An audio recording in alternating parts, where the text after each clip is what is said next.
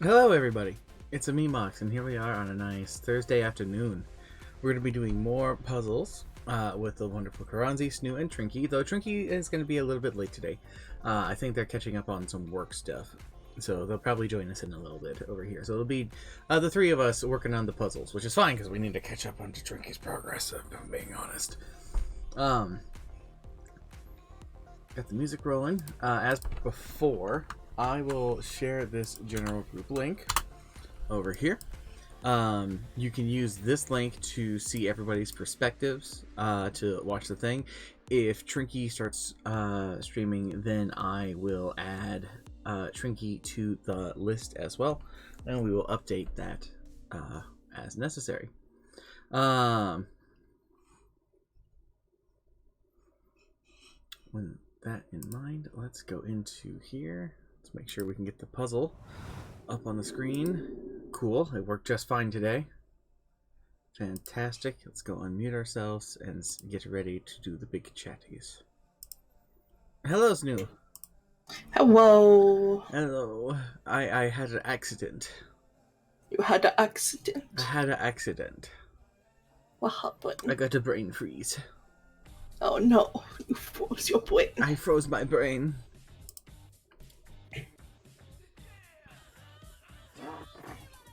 Oh, right. Oh, right. Yeah. Okay, we gotta fix this mess. It's fine. Here, I got it.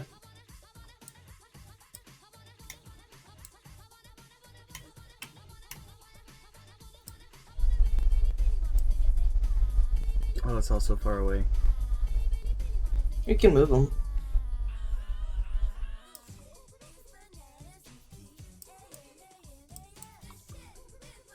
Okay. Where are we putting things and how are we doing things? Because I've remembered... Oh, right, I'm really bad at puzzles.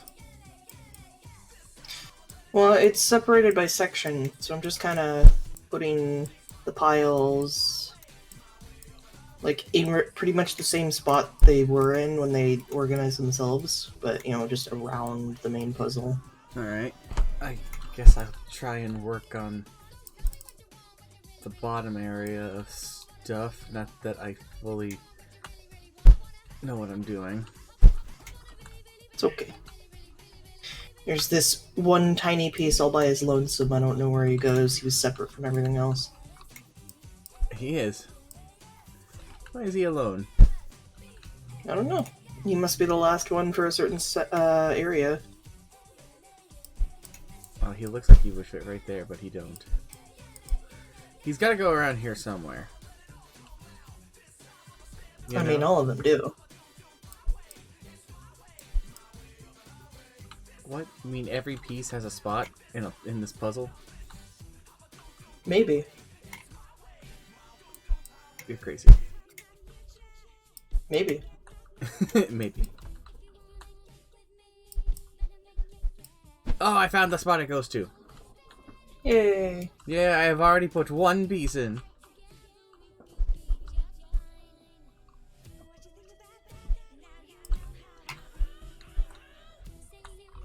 How are you doing today, Snoop? Me sleepy. You sleepy? It has nothing to do with the fact that I woke you up not that long ago and gave you a coffee. Yeah. Also, I noticed, oh shit, my microphone's gain was really low, and I went, oh, I can only imagine how quiet I was before the stream. I'm not certain. On my end, he sounded fine, but...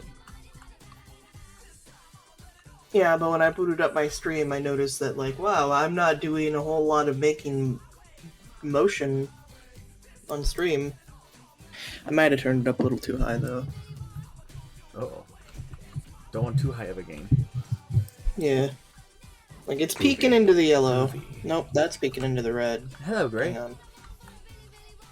Hello, Gray. How is Gray today? Is Gray doing great? Great Gray. Okay. I think that's good. I do not know how to put a piece in. Where do it go? Well, first things first, you gotta bite it. I have to bite it. Is that why I have not been good at the puzzle? I have not been biting the pieces? Yeah. Biting good for a soul. Biting good for a soul. It's fine? Okay, thank you, Gray. How do I know that you are not simply telling me to bite it so that you can accuse me of eating the pieces when you are the one who eats? What are you talking about? No, I don't. I've never done that ever in my life. Snu, look at chat. Never even heard of such a thing. Snoo, look at chat. What, your chat? No, it says... Gray says, Snoo, look at chat. Yeah, I said thank you. I said thank you, Gray. I appreciate it. Say it again. Acknowledge them. Thank you, Gray. I appreciate it. One more time. Fuck you.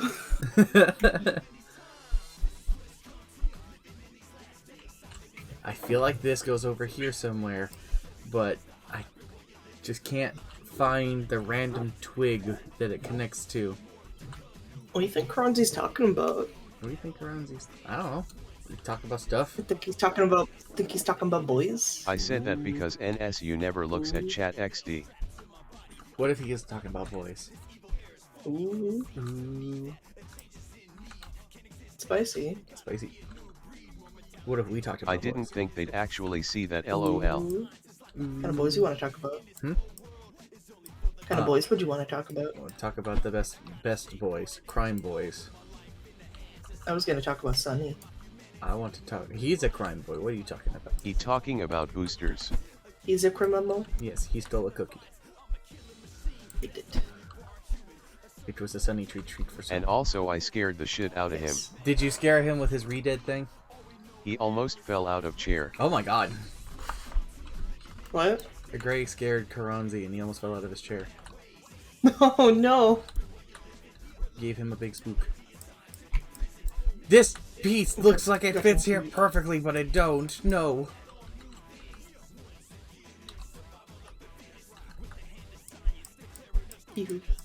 Hello, hello, hello. Hello, hello, hello. Hello. I have been getting reports, apparently, that Gray pulled a big, fast one I am on the you. best. Oh, yeah, that was a huge jump scare. Alright, I need to work out how I can do that.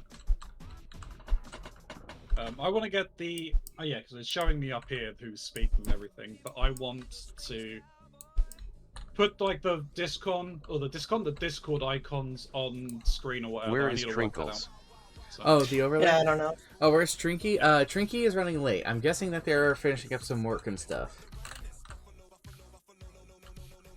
Snu and Mox are wondering what you were talking about. I was doing my intro! Oh, we thought you were talking about boys. Boys? Yes. What? Look, Yeah, we thought Taji you were was talking about making boys. comments about his balls being out everywhere, so... Yeah, talking about the boys. The boys? The boys. The boys. I mean, No, he I was was, just it's doing true. my general intro and then YouTubian intros. Yeah.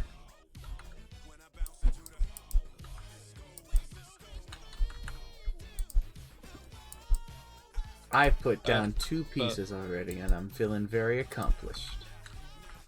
Oh yeah. Oh yeah.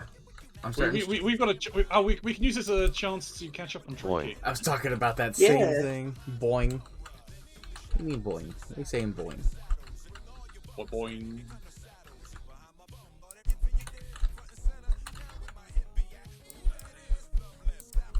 Alright. So how has everybody I been like today? boing. Aside from sleepy, I'm alright.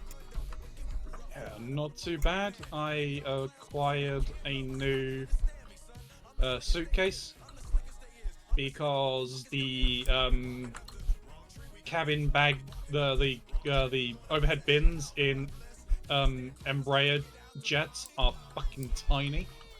They're just small? Like, super small? Oh, yeah. They're like really small. Well, no, they're not really small, but they're smaller than like what you'd get on, say, EasyJet over here.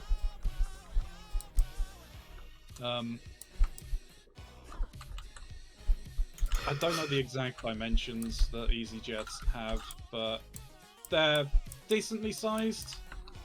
Like your week's worth of clothes for travel could easily fit in the EasyJet overhead bins, but not on the small Embraer, like the ERJ 145s. The bag that I normally take, last time I used it, got stuck in an overhead bin. Oh no! Oh no. I managed to get it out. It was fine. It was very difficult to get out. And it was 11 o'clock, half 11 at night, because that's the only time I could get the flight. Like my flight into Dallas. Great, I'm sorry, I'm bad at paying attention to chat. The I am flight such into a gremlin Dallas XD. is when I use the flight. When I go from Heathrow, I get in at about 4, 5 in the afternoon, Dallas time. All right. And I wouldn't be able to, because if you've flown up, you guys have you guys flown out of the US? No. Outside of the US? No. Never, unfortunately. So when going into the US, you don't have anything that resembles in-flight or in-transit customs or anything like that. So you need to unload your bags and then recheck in. I wouldn't be able to do all of that and get to my flight in time if I was on an earlier flight than like 10 o'clock. Thinking of being on a plan for 20 Because hours it makes is me a want to vomit. long-ass process, and I'm not looking forward to it. I don't imagine so. I have to agree with Gray's sentiment where like being stuck on a plane for that long just would drive me batty. It's not too bad because I'm like, scared of because planes. you're on such a long haul flight and stuff like that. You I panic. get you have access to like entertainment. There's like the in-flight entertainment system. There's a decent amount of movies on there, so. All right. Like, if your flight is like about like 10 minutes to an hour and a half, no, you get like nothing. Oh my god! I just thought of something hilarious and stupid. If we ever go on a long flight, Snu, like if we're going to another country entirely, right? And there's more than just me and you, okay? Mm-hmm. We should totally do D&D on the plane. See, I have ridden on planes for multiple hours before, and MOCS, here's my SnuWolf, strategy every time Keronzi. I fly on a plane or I'm riding on a Hello. long road trip. I I sleep the even entire though this time. message is only visible to one Like, individual. I sit down, I plug in my Hope music, the and I'm out Puzzlecast has gone well. until I can until last the ride is maybe over. 2.5, 3 hours, but I panic the envy whole you. time. I I truly haven't do. been on a plane since I the wish last I time could. I went to see my ex-fiancée. If I'm tired, I will literally sleep anywhere. Oh, I can sleep anywhere, but I can't do that. On a plane, no. What is a plane? What is a Do you plane? remember the what is a plane? What are frogs? What are frogs? I cannot find these pieces. I can because drugs. Drugs? You doing the drugs? Who's Who's doing drugs? Why Is aren't it they that sharing? metal birds? Did you bring enough for the class? Yes, giant metal birds. What is a man? What is a man? What is a man? I feel man? bad for them, A having miserable frozen little wings. pile of secrets. I don't know how they do it. Enough talk. I have a... I really want to get fucking DieMonster.wmv as like a soundbite. You could. It would be funny. I could show you how we do our sound bites, and then you could probably find the Die Monster one. Yeah, and then it can not function for like 3 months. It's so true! Oh, it's Sounds about painful. right.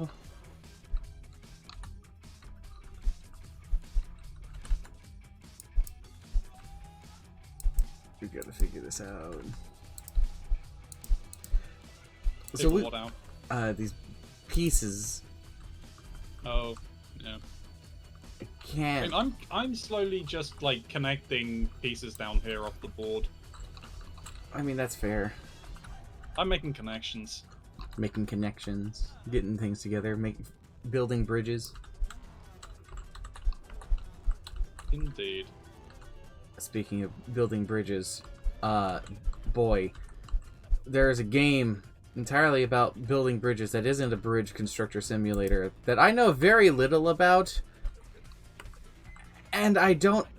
And the bits that I know about the game just make me more confused, and that's Death Stranding. Alright, yeah.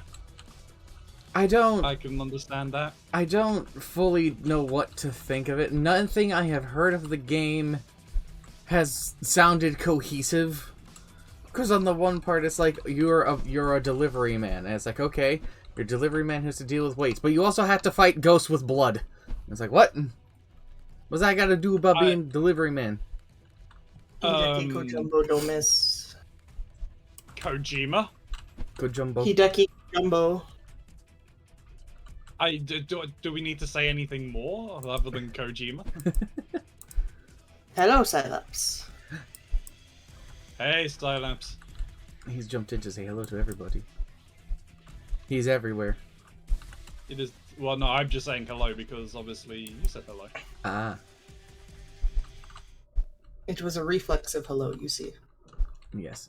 A defensive hello. I say hello in defense mode. I put my hello in attack everywhere. mode. Nom nom nom nom nom. What are we eating, Gray? What are we eating, Gray? Why are we eating Gray? Pokemon.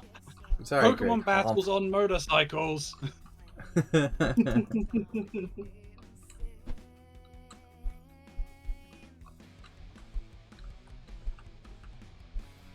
Hello. Go around the board. Do not pass go. Collect £200. Yes, collect 200 pounds on your motorcycle card game. Can I just say that, Carrot like, cake. I Nice. I For love British using- Monopoly, You have to have permission do they to change eBay. it from dollars to pounds? They probably do. No, because it's all fake, isn't it? It's not Monopoly money. a real. Yeah. It's not a real currency, so it's called dollars. I mean, you say that, but people have used it for real currency before. I mean, they've used it as counterfeit, but still. Yeah. Man, I wish a motherfucker would. Well, I mean, what about the? That would be funny, and I would throw them out of the store. Well, what about the is it How the did I not $2 get bill? in trouble for that? $2 bill is still legal tender. Yeah, it is, but people still think it's counterfeit. Oh yeah, they do. And anytime we get them at my store, I go and tell my manager about it because she collects them. Nice. Not gonna get Yeah. in trouble for that one, Gray. Well, And apparently, according to her, like, saving a bunch of $2 bills is actually a really good way to save money. I mean, 'Cause, that's like, true she- of any bill. Yeah, as long as you like, don't just say pick a bill and anything, start saving that one. as long as you don't say anything specifically on your stream, muted on others, I will hear well. I have lots of that is $2 fair. bills. Yeah, I don't typically mute myself unless there's a conversation going on and I need to talk to my chat. Like, I get a raid, I've done it last time. I got raided and I'm like, I kind of need to acknowledge the raid. So I had all three streams audio on at once. That's not going to be great. That's gonna be a mess. I hope that the background music isn't too distracting.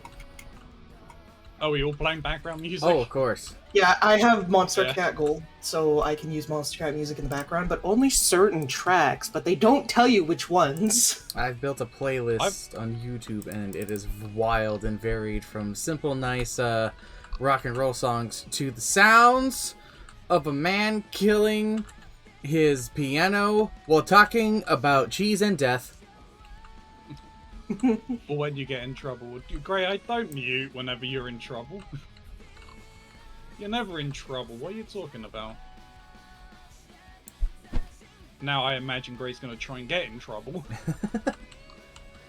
They're gonna go full goblin.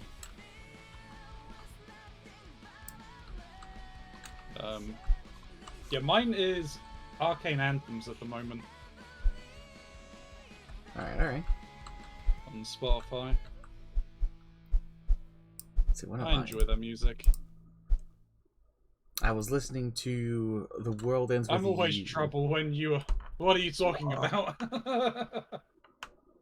And What now is I'm trouble listening and to how do I get Walls. into it? Boobies. Boobies.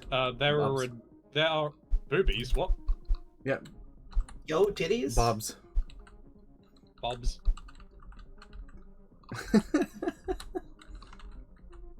There are buttons you can push, Scilabs, that can get you in trouble. Yes, like the power button on your PC. That'll get you into a lot of trouble. Press any button to start. Okay, turns off computer. It didn't work. Breasts. Breasticles. Breasticles. Bazongas. Bahanaga hoops. Humongous hanga longa manamagangas.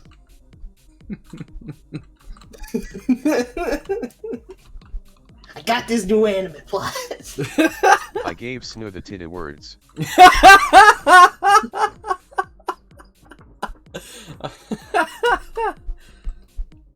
Thank you, Gray. There are Do two, God's and they are work. very dangly. Oh, my words make sense. That is true, though there are ones that are perky. Oh boy. I can't wait for Trinky to come back for us to be talking about Bobs. Nice. What a time for Trinky to fucking show up, Yeah. honestly. Speaking Ed of Bobs and boomsticks. Bobs and boomsticks, Who cares what they are, boobs and boobs, and they're speaking about awesome. things, I imagine you have no I idea. now what have a was new talking name about. for my dick. you do what?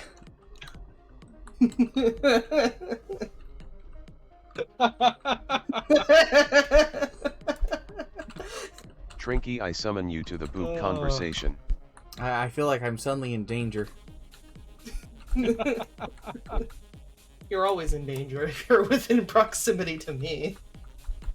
I Nah, love these conversations. These are enjoyable streams. they really are. They're a good time. They're chaos, but fun chaos. We love chaos. Yes, chaos, chaos, chaos. Haha, I'm in danger. Yeah. Anywho, speaking of chaos and things, and technically a conversation docket, even though we don't really have one today. No docket. No docket. I want to talk about something near and dear to me. My true pastime, the great sport of blaseball. Blaseball? Yes, blaseball. Just Blaze? Yep, BLASEBALL. That's not a speech impediment. That is actually what it's called. And boy, does Google really want to make sure you're like, are you sure you're not talking about baseball? No, I'm not. I'm not. It is a simulation sport of the great game of baseball, but it is sort of controlled by like a Twitch chat, if that makes sense. Oh god.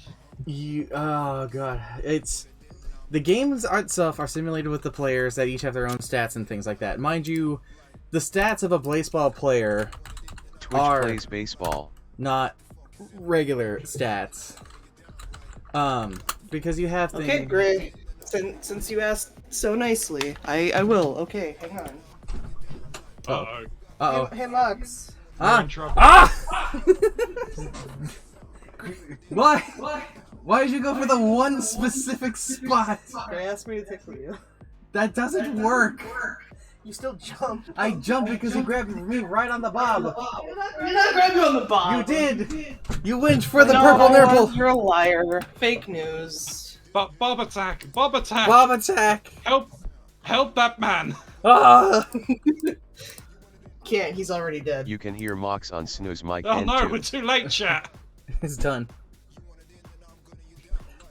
Okay. Hi, Ghost Mox. Ghost Mox. Oh. Anyway, sorry, Just Max. reverse Continue time. about baseball. Yeah, I'm gonna talk about baseball. Anywho, so stats for players don't make sense. How do you tell one who is good at hitting a ball? Well, you test their buoyancy, their divinity, their martyrdom, their I'm so moxie, their musculitude, patheticism, thwackability, and tragicness. Well, Moxie, I could understand. I love how being more buoyant makes you better at batting. On the flip side, for throwing the ball, ruthlessness, overpowerment, unthwackability, Shakespeareanism, suppression, and coldness. Experianism? Shakespeareanism. What is Shakespeareanism? Appears to counter batter buoyancy and converts flyouts to groundouts. That's what that entire stat is for Fucking Shakespeareanism. what? Okie dokie. For testing a player's ability to run the bases. Base thirst, laser likeness, continuation, ground friction, and indulgence. How to tell if one is good at stopping somebody from reaching the bases. You test their anti-capitalism, chastness, omniscience, tenaciousness, and watchfulness. And lastly, there are some miscellaneous stats for the characters, such as their peanut allergy, whether they are or not, cinnamon and Well, you gotta say something pressurization, else, then. their soul, and their fate. I totally thought you were going to say something else there. That peanut allergy one in particular is a big one, because that didn't start becoming a problem until until the audience, I should say, the players actually playing the game, not like the baseball players, because I'm talking about people now, not these monsters that are the players themselves. They are all monsters, and I love them. They have caused so many problems for the sport. The first thing they did, the very first thing that the players ever did when they got into the game of baseball, is they were given a couple of options to change the game, and they chose, after being warned a dozen times, to open the forbidden baseball rulebook. And while it taught us more things about the game, it also summoned a peanut god. Peanut! And then that peanut god was pissed because we broke the rules. Because you won't stop whacking me in the face. And what Oh followed? no. What followed was a thing where players were able to purchase strange little side snacks. Okay, one such side snack was actually a bag of peanuts. People figured out how to create an infinite number of peanuts and an infinite negative number of peanuts. Okay? That really didn't please this peanut god, who demanded all of these things be fixed within a certain time frame, which naturally it didn't. So what the peanut god did is it went over and started actually striking down the baseball players and putting them encased in actual giant peanut shells. And from there on, a new weather system was created where peanuts would rain from the sky, and if a player was allergic to peanuts and they happened to swallow a stray peanut during a game, they would go into anaphylactic shock and their stats would go down stupidly. Alright? So I did respond to Gray quickly. Gray, you need to tame the pussy. Is their kitty taking their chair again? Apparently her pussy won't stop whacking her in the face. Ah, I see.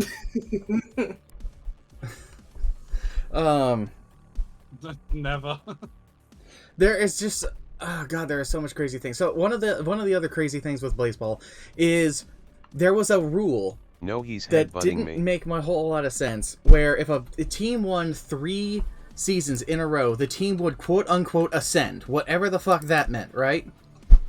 And it took like 10 seasons for a team to finally get to that point, okay? There were a couple of them, including my favorite team, the Hades Tigers, that got close to it. but they couldn't quite do it until the Baltimore Crabs ended up finally stealing the third game. But they stole the third game at a bad time, because the Peanut God was still pissed, and it just kept getting angrier and angrier at player things.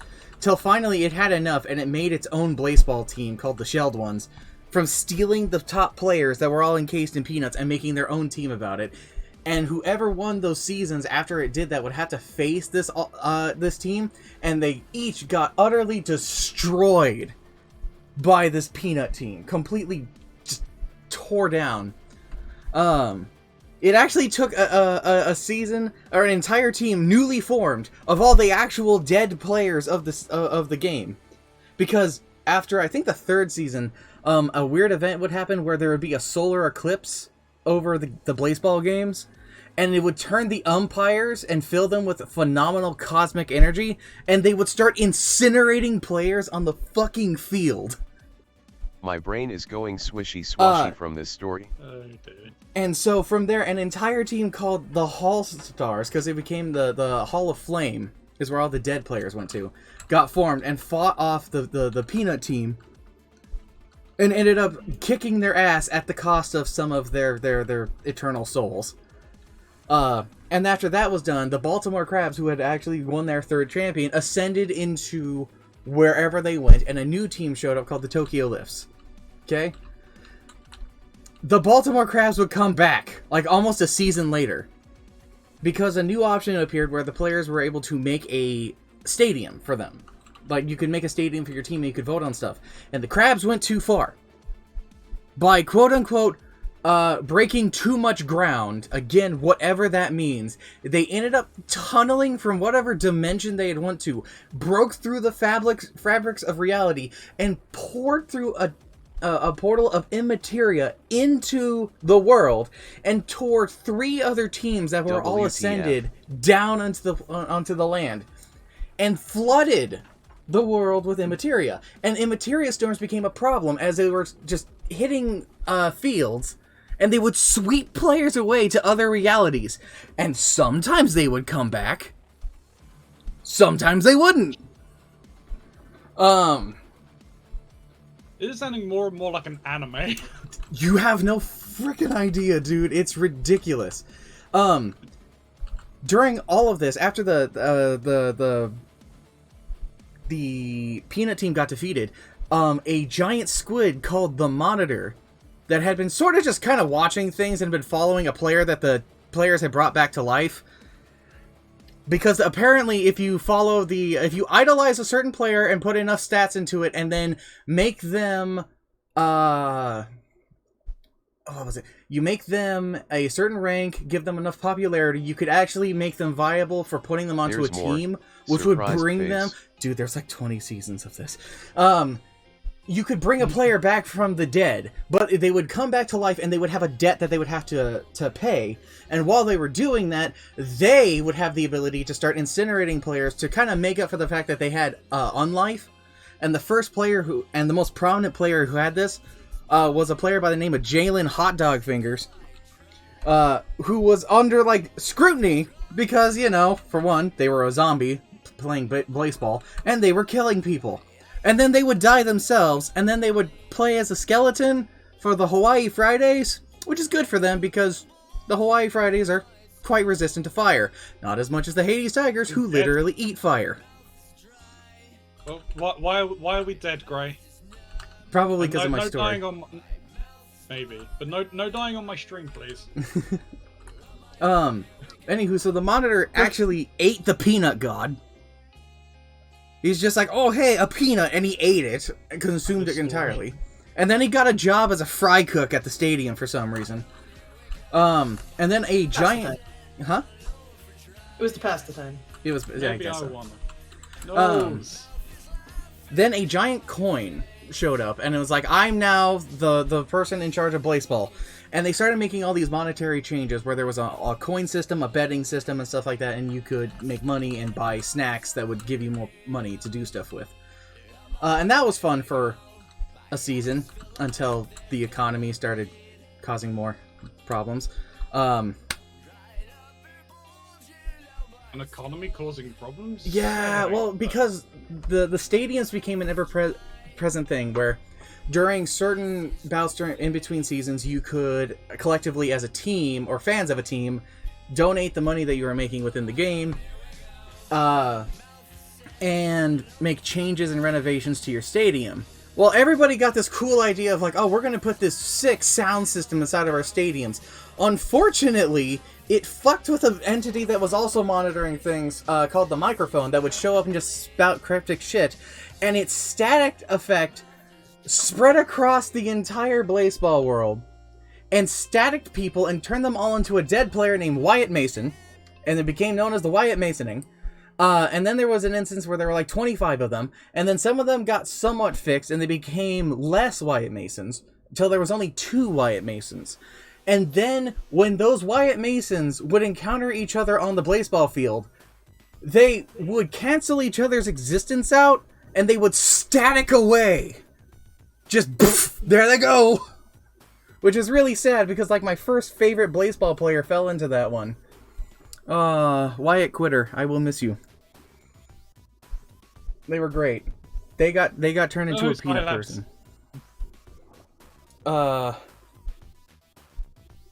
Another problem is all of this weight that was coming down from all of the greed and purchasing that was going on was actually weighing down all of reality and tipping reality downwards into a plane of existence where creatures called consumers existed, which are like otherworldly sharks you could think of, and they would appear out of nowhere and they would just take chunks of players out. Like they would take their arm or their leg or just straight up maul them, and the chances of that were entirely based on how dense a player's soul was, which is really unfortunate for a particular player. I don't remember his name. He had a silly name. Let's see here. Consumers. Yes. Like the folks who purchase items from a brand. Yes, Chorby Soul. Chorby Soul had the densest soul in all of Blaseball. It was just ridiculously dense. So dense, in fact, that by themselves, they would tip their team so far down that they were constantly being just mauled by sharks. Let's see here. What other fun, crazy shit happened in Blaseball? Because there was a lot of fun and crazy shit that happened in Blaseball. Oh, the Hades Tigers, shortly after the re-emergence of the Baltimore Crabs, won their 3rd season. But because they could no longer ascend, because the Crabs broke through reality, a new thing came into place where they evolved entirely as a team and took on more animalistic traits based on the team that they were a part of, which I can only imagine would have happened to some of the other teams, like the LA Unlimited Tacos, or Infinite Tacos. Yeah, Infinite Tacos. I can only imagine what would happen to them if they evolved. But that's not what happened. It would end up going to the Tigers, and they got this ability called Ambush, which made them all tiger-like and allowed them to, when a player dies during a game that they're in, they get to resurrect somebody from the Hall of Flame, which is kind of messed up because that just causes more problems from, necromancy on the Blaseball field. And the Crabs ended up getting crab shells and made them harder to kill, but not really. The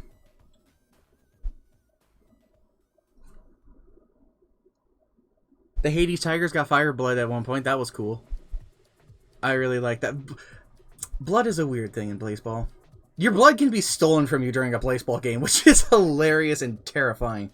Just like imagine on like a baseball field, baseball diamond, it's like a runner is trying to get to second base, and then the guy who's defending it just reaches their hand out and just like siphons all of your blood from your body, and it's like Jesus Christ. And all it is a negative status effect. Awoo! Hello, Alpha. It ended up having a weird effect, actually, on one of the players on the Hades Tigers, though, because they were made out of water, and they had plastic skin. So they went from being a water bottle to a Molotov cocktail. They ended up becoming my next favorite baseball player.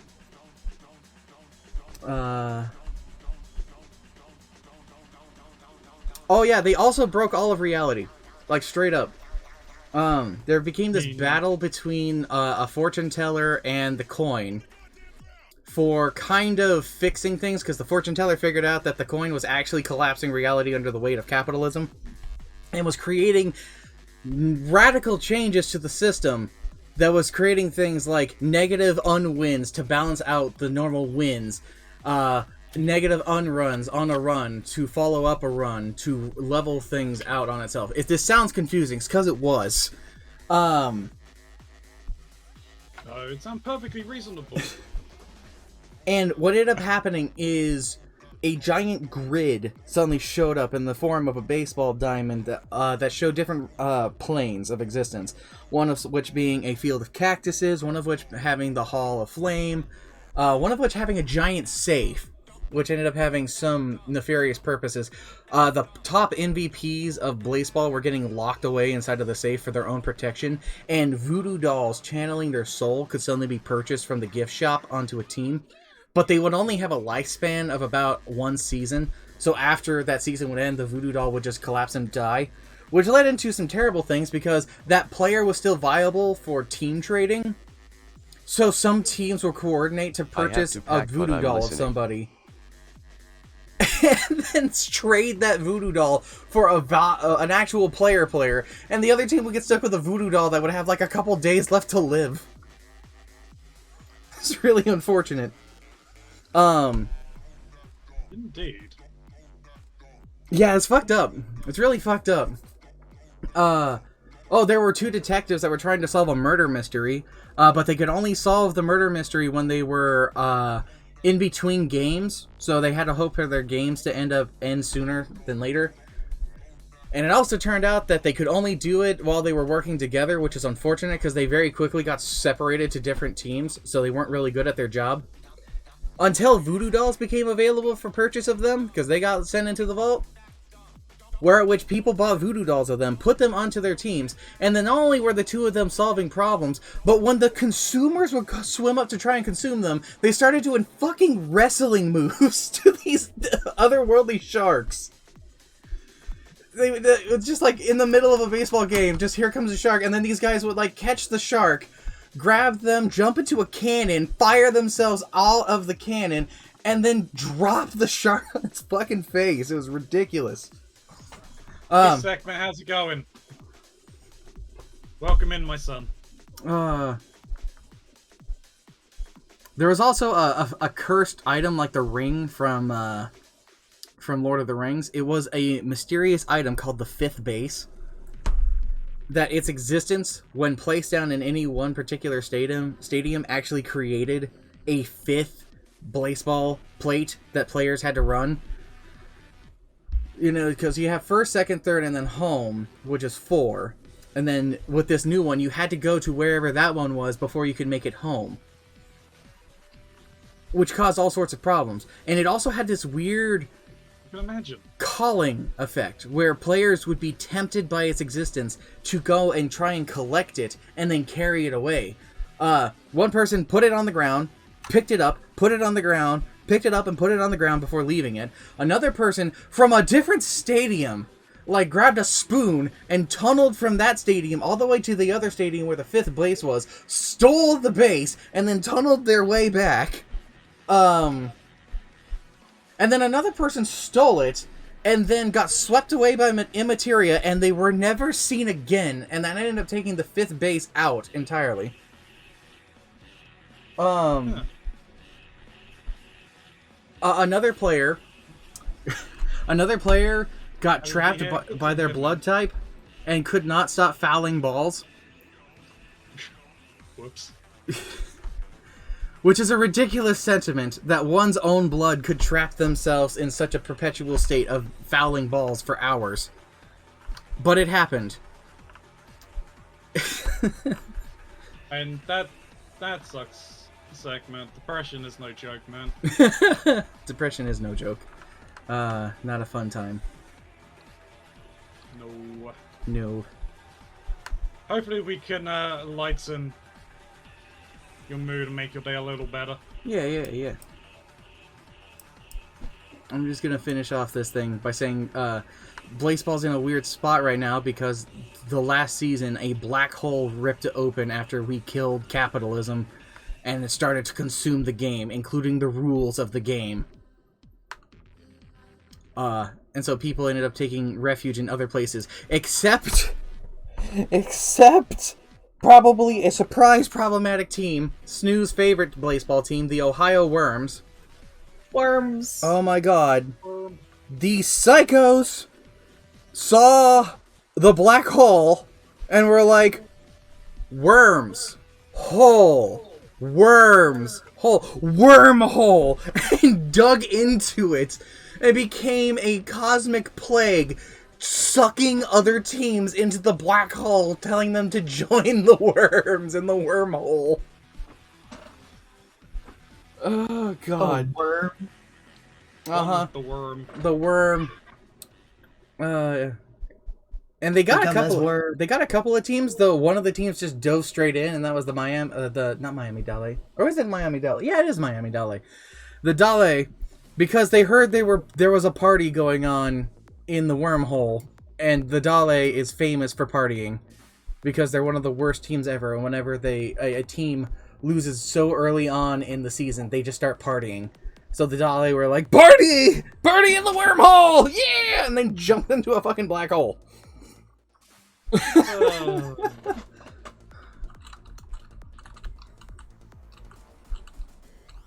I mean, better than at the Taco Bell, right? I suppose so. Because they weren't starting fires. They weren't. And they really couldn't. Not with the Chicago Firefighters as a team. That's feral. You've missed the whole thing, Zach. Mox, I feel like you should just list off all of the Blaseball teams. Okay, I could do that. I like the Blaseball teams. They're in different categories. There's the mild-low category of teams. The Canada Moist Talkers, the Charleston Shoe Thieves, the Hawaii Fridays, the Kansas City Breathmints, the Yellowstone Magic, and the Baltimore Crabs. Then there's mild high, the Dallas Steaks, the New York Millennials, the Philly Pies, the San Francisco Lovers, the Seattle Garages, which is Chalk's favorite team, and the Core Mechanics. The Wild Highs, the Hades Tigers, my boys! The Chicago Firefighters, the Breckenridge Jazz Hands, Mexico City Wild Wings, Tokyo Lift, the Atlantis Georgias, the Wild Low, which consists of the Boston Flowers, the Hellmouth Sunbeams. I love the Sunbeams. The Houston Spies, the Miami Dale, the Unlimited Tacos, and the Ohio Worms. And then there was a little bit where there were two surprise teams after two entire teams got incinerated by supernova umpires. Where it was a dog team and then a jewel team. And I don't remember them because they were only for one season, and they were just kind of thrown into this mess. It was honestly like baby suddenly appeared in the middle of a war zone, and we're just like, ah! It sounds chaotic. It really was. It is something to behold. Currently they're in between everything right now because I think reality has to fix itself somehow after the way everything ended, where everything got consumed by a black hole, except for the people who made it to the vault and the people who made it to the Hall of Flame, because the Hall of Flame people died. Poor Trinky, she missed this whole convo. And then, well, I mean, they died because they hid inside the underworld. And I don't actually know if that protected them or not. Does being dead save you from the heat death of the universe? No. Hard to say. And then there was another group of people who took shelter inside of the giant vault. Whether or not that worked or not is also unclear.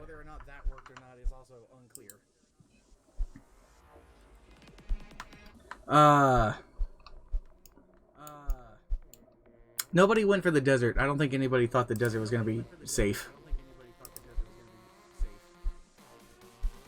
Probably not.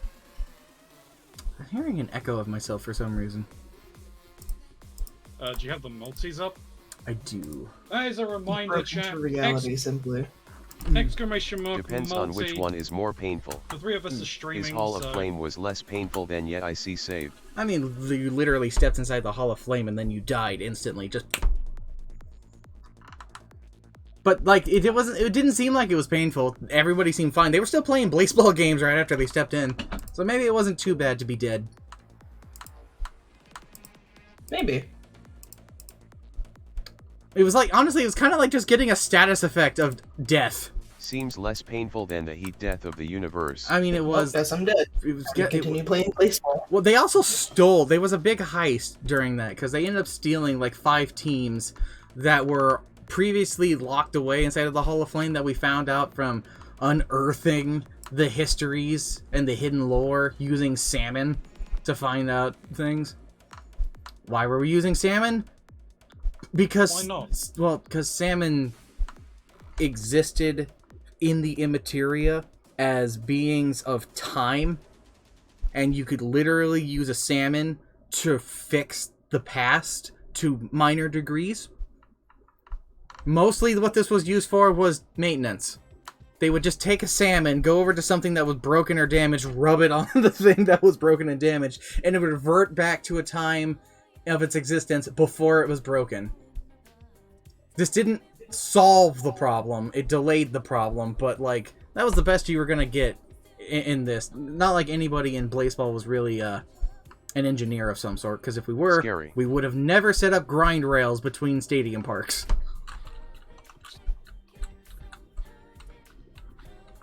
Hey, what are you talking about? That sounds entirely practical. Oh, it was super fun. It was really cool, especially when people were doing sick tricks on the thing. They would also get injured because not everybody has the coordination to do that.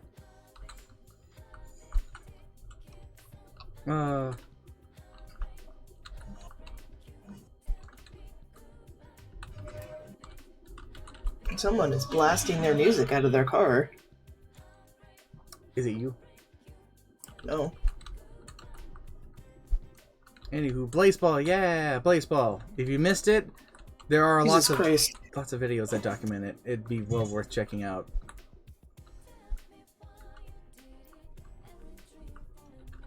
And if you didn't, what was your favorite team?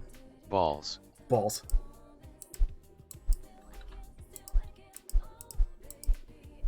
Anywho, that was a thing I wanted to talk about. And talk about it, you did. I did.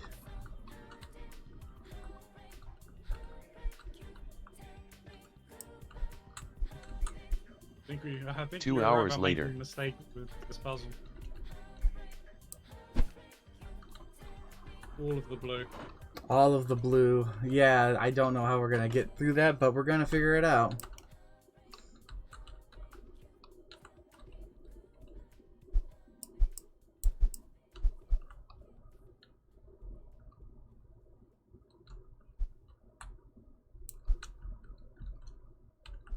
Anything you'd like to talk about, Keronzi? Not that I can think of. See. How about you, Nothing Sue? passion de jeu. Sorry, I had to mute my microphone because the people outside turned their music up louder, and I have no idea how copyrighted that music is, so I decided to mute my mic just to be safe. Ah, fair enough. Probably very I copyrighted. think his cam is frozen. You think his cam is frozen? Keronzi, I think Oh, my camera is frozen. Yeah. It's only with this frickin' game. you're frozen in a very neutral expression. No giant worms today, Mr. Ronzi. No giant worms. No.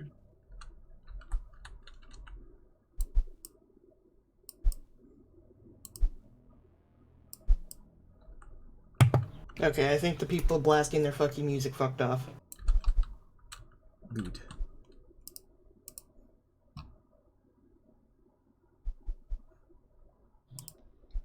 Camera, we good? think so. Stay. Alright, is there anything What was you I would playing that say? had giant worms? Sec. Oh, worm? Oh, worm? No, Sec says something about giant worms. I Hi, mean, Gray. it can be. We're into that.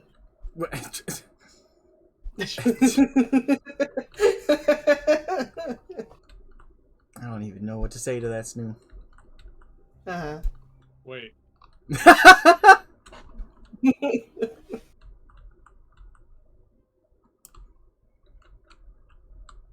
Oh, gee, my camera froze again. What the hell?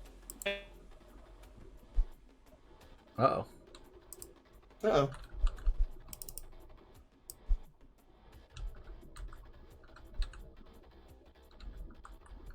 I gotta Is this find... some French wacky translation? Would you accept me saying yes, Gray?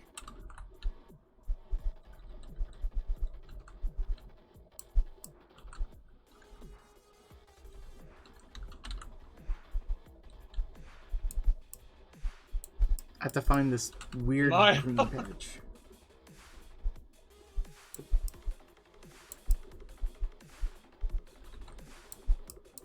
I tell no lie. You speak only the truth? Oh! Hello, important. Roar.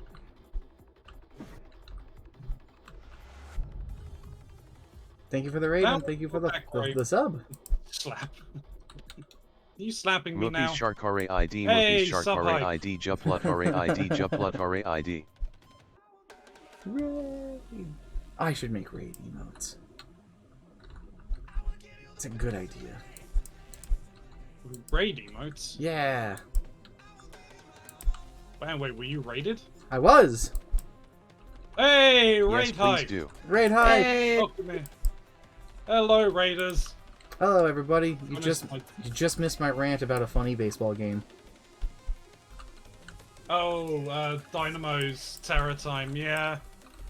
Oof. I don't know what really happened with Dynamo. I assume he's just wanting a break from everything. Talking about Tom. Yes. Hey, I found a spot that the piece goes to. I can absolutely say I have placed only 3 pieces so far today. I haven't placed any Now pieces I on am the going board. to I've lie just down been after here You've activated my trap card! Well, and gotta chillaxing. work in 2 I hours. placed Kinda like a like things. handful, but then my brain decided to turn off and I wanted to organize the pieces. I hope you're feeling better, important. That sucks. Just tell me he's not feeling good. Oh no, That's not a fun time right there. it's not. No. Oh yeah, for sure, Sec. Like, always take the time that you need. Mental health is far more important than streaming. Mm-hmm. Oh yeah. CYA Always. Mox. You have a good one. Why do I salute? No one can see me salute, yet I do it every Catch abs. time. Oh yeah. But when you do cam, Will I, Cam? I don't think so. no. Nah, I don't. You have no idea how often I've tried to convince him to get a camera, and No, he I don't mean, want to do that's it. If I get a camera You and they salute. see me, I'm gonna drive everyone insane from simply looking at me. I mean, I'd say the same about me, yet people still come back. Well, yeah, cultists exist for a reason. Gee, I crashed again. Oh no! We have acknowledged your no, your it's called existence. Well, why Too don't you strong. have a cam Snoog? Oh, As a future psych uni student, I can affirm it is very important. Yes. Gray wants to know why you don't have a cam, Snoo. Me? Oh, I hate my face. That's why. I don't hate your face. I hate my face. I think your face I is. I wanna I see your also adorable am not bestie expressive faces. at all, so having a camera wouldn't mean anything. Like, I make no facial reactions 90% of the time. I hate my face too. Use the PNG. I've debated on like making a PNG tuber. Problem, I have to make it first. True. Camera cannot take so much handsomeness. That's why the camera's breaking down. It's like the reverse of a broken mirror. It's the mirror can't handle the reflection and locks up.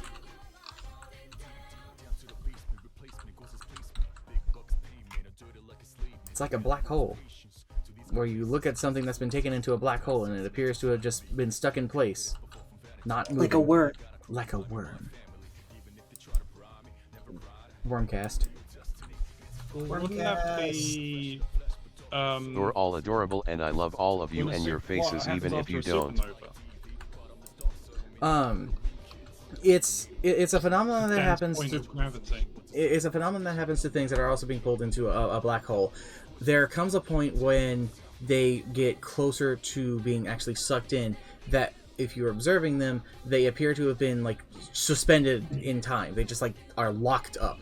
When in actuality, they're long since gone. Yeah, they've already passed the event horizon. Yeah. Just crushing. I'm looking at a ginger man. I mean, that is fair, you are. Your eyes are in fact working. Is man, is ginger, correct. Is man, is ginger. What is a man? What is a man? What is a man?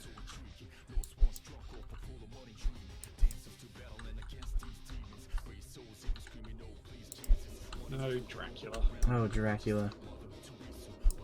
Alright. Because I know you've played it, Keronzi. What is your favorite? What is a ginger? What's your favorite Castlevania game? Ooh.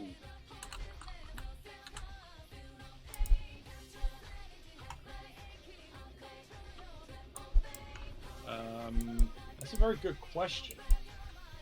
And does your favorite Castlevania game have your favorite Castlevania character?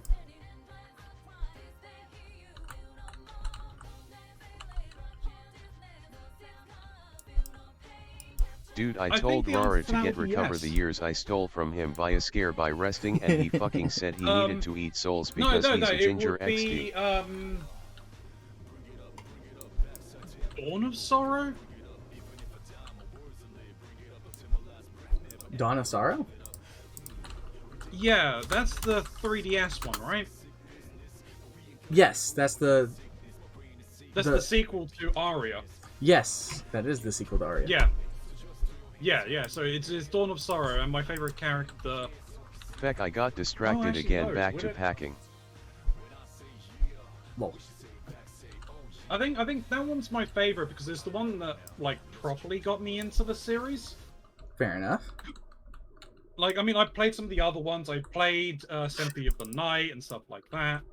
And my camera's frozen. Oh, no.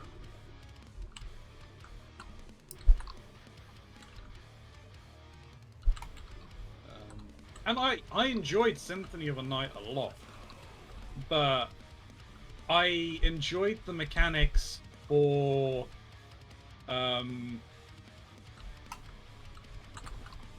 for Dawn of Sorrow. For Dawn of Sorrow is a lot better, a lot more. But I'm actually thinking on it. No, it is the Order of Ecclesia. Oh ho! It's the one that I liked the most, to be honest. Why is that? The kind of the medieval, the storyline, the setting was enjoyable, and actually the main character in I forget her name, but the main character in that one was my favorite character. I played Harmony of Dissonance, and that was the first character that I would use, or it was Soma. Ah, so you have played that one. I have. Fuck's sake, the camera! Camera just doesn't want to cooperate today. No, I'm very tempted to actually put on my PNG that I've got. Oh ho! Purely so I can just stop doing this. Having to like deactivate and reactivate the camera.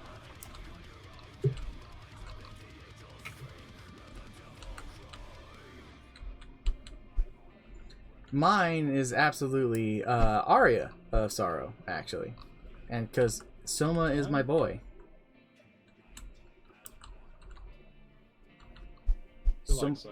Soma Cruz is awesome. Somebody's nuts. Somebody's nuts. You. And like the whole soul thing is just a very fun mechanic.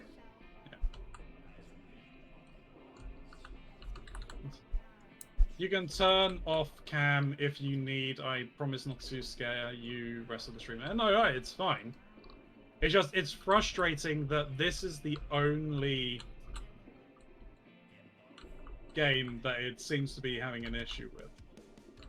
It doesn't It might actually just be having an issue with the PC itself, because the only other stuff I've streamed since having this camera has been Xbox or console-related games.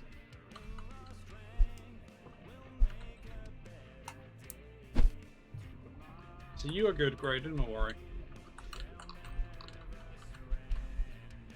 Yeah, Gray's got to work on packing.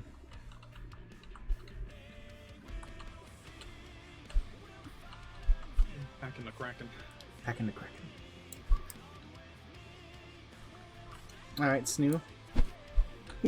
Same question to you, though I know that your experience with Castlevania is a lot more limited.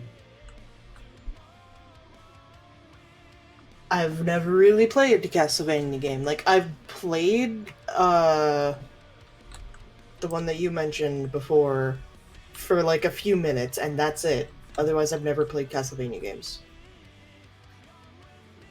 Which, Mochimajiga, the Alucard one, Symphony of the Night. Yeah. Yeah. I think most people have played Symphony of the Night. It is the popular one. Indeed. For good reason. Indeed. Though I probably would say it's not really a Castlevania game. But Bloodstained, Ritual of the Night. I mean, that's basically the spiritual successor right there. Yeah. And all the Bloodstained games are really fun. I want to go back and try and actually properly play the Whatchamajigga one. You know what I'm talking about. That one. Yes, that one. The prequel ones. Oh yeah. The 2D ones. Yes. Yes. Got those ones on my Switch. I kickstarted that game.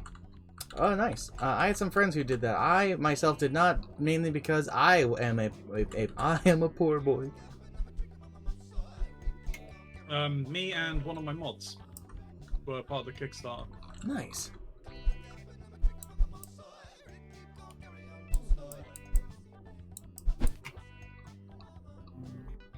Oh, did you have to restart the game?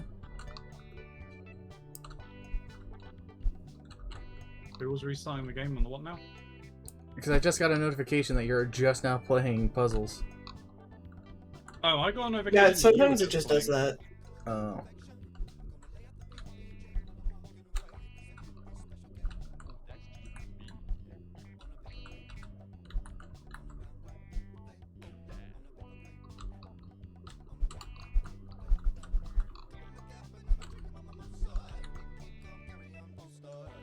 Alright. Any games that you guys are looking forward to lately? Now.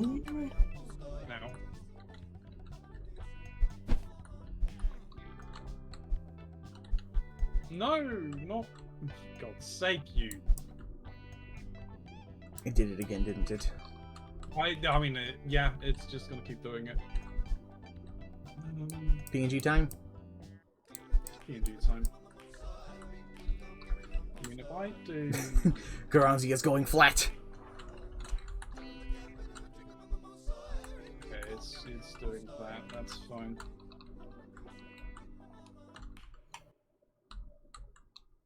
Now I've got to find the PNG. Snu, are you going to be round or are you going to be flat?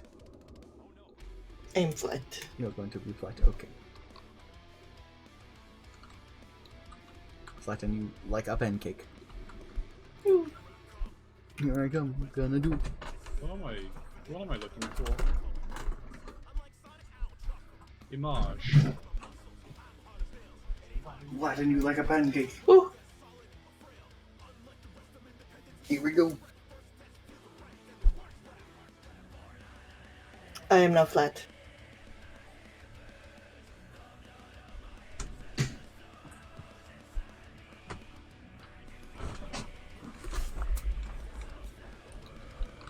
They are not flat.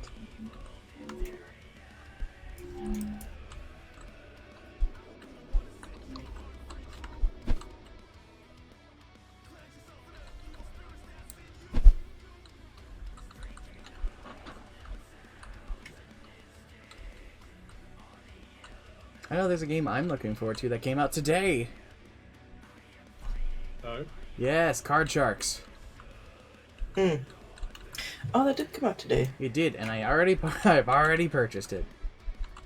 Hmm. There we go. That was a neat game. Oh, absolutely. I are now PNG. You are now PNG. Let me see what your PNG look like. Oh, hey! He's all eldritch and armored out. It is Endymion. Oh, it's me cosplaying as Endymion the Master Magician. Woohoo. If you know your Yu-Gi-Ohs. I do know it's my Yu-Gi-Ohs, but I don't know all the cards. It's fair. There's a lot of cards. There was. I had the number a while ago. I'm gonna Google it again.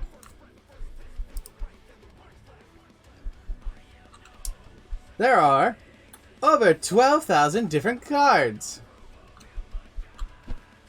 It's a lot of cards. It's a lot of cards to remember. Just left. Your party hype With man, cards. your party WEVIBING, your party Hey, Fumbles. PARTYROCK. Hey, Fumbles, we're talking Hello, about hello. Yu-Gi-Oh!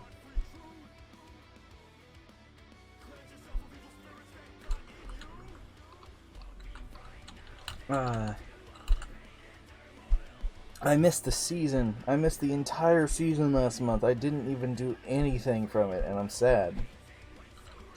Season. I'm quite the competitive Yu-Gi-Oh! Player. Oh. He do good at the card game. I do. Well, that means I can post a deck list. Yeah, I haven't. It's true. I haven't played that game. You should. It's a great time to, especially with things like Master Duel and stuff out. God, I love Master Duel. Yeah, that's why I haven't played Master Duel.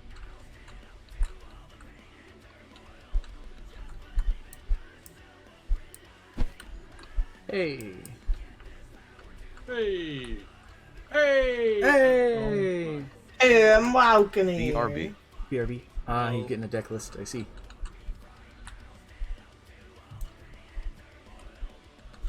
Oh, speaking of which, did I tell you about the cool rarity I got? Who was that directed at? You guys. Mostly you. Then no. I, actually, about a week and a half ago, or so, got a ghost rare. Yeah. Yeah, it's a crazy thing to behold. I got it of the Red Dragon Archfiend. Like, it genuinely, when you tilt it in certain directions, when the hollow is not reflecting, the card art vanishes. Yeah. It's very cool. Nice.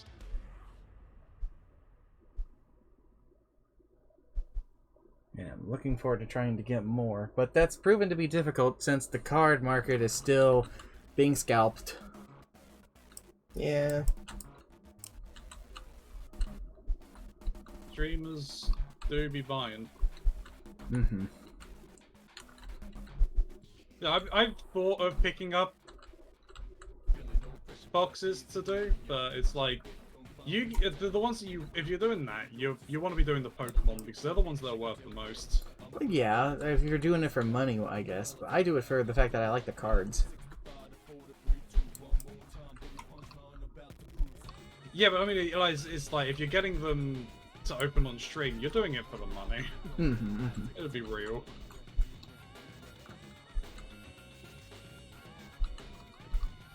I just like to have my nice big collection because I would like to play IRL. There's just not much of a IRL scene where we are. In fact, I'm pretty sure me and my friends a couple years ago were the only people around here who were really playing the game.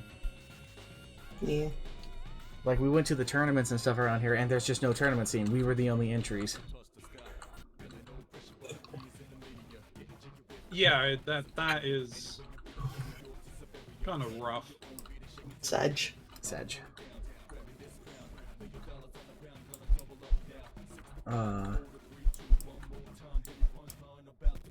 That's okay, though. You know what I've also been thinking about, Snoo?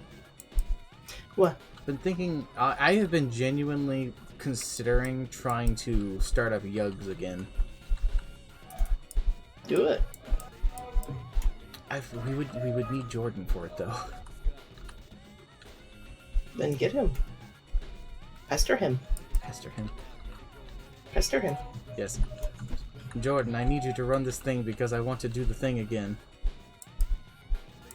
Jordan, can you run your tournament again so I can win? Jordan, please let me run and win your tournament. He never did get me the second prize on that. That's fine, though. I don't think I really need the second prize on that. What was that, Keronzi? What was your main deck? What was my main deck? My main deck was, at the time, a Gravekeeper deck. What it is now is mostly hand traps. Oh, fuck. I know. Annoying as fuck. I know. It's a pretty disgusting thing. I think I got it next to me. Let me check. Is this the one that I put the cards in, or is this the one I didn't? This is the one I put the cards in, but I don't think my deck's actually in this thing. Oh, wait, no. That might be it right there. It is, I can tell, because of the very unique back card second sleeves I posted put in on this Discord. thing.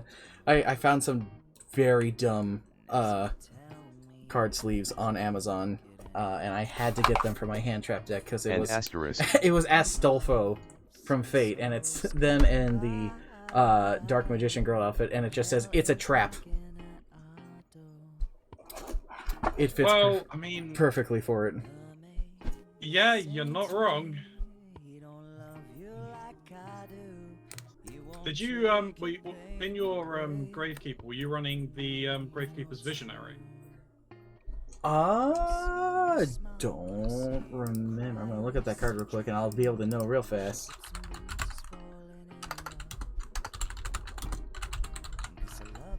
Gravekeeper Visionary. No, actually, I was not. No, I was not.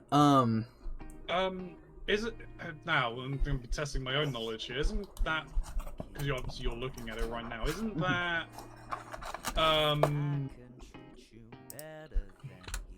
it allows you to return to your hand or return to the field a card from your graveyard, I think.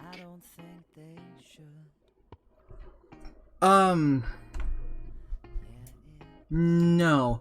So what this thing does is you can summon this card by tributing a Gravekeeper monster, just one.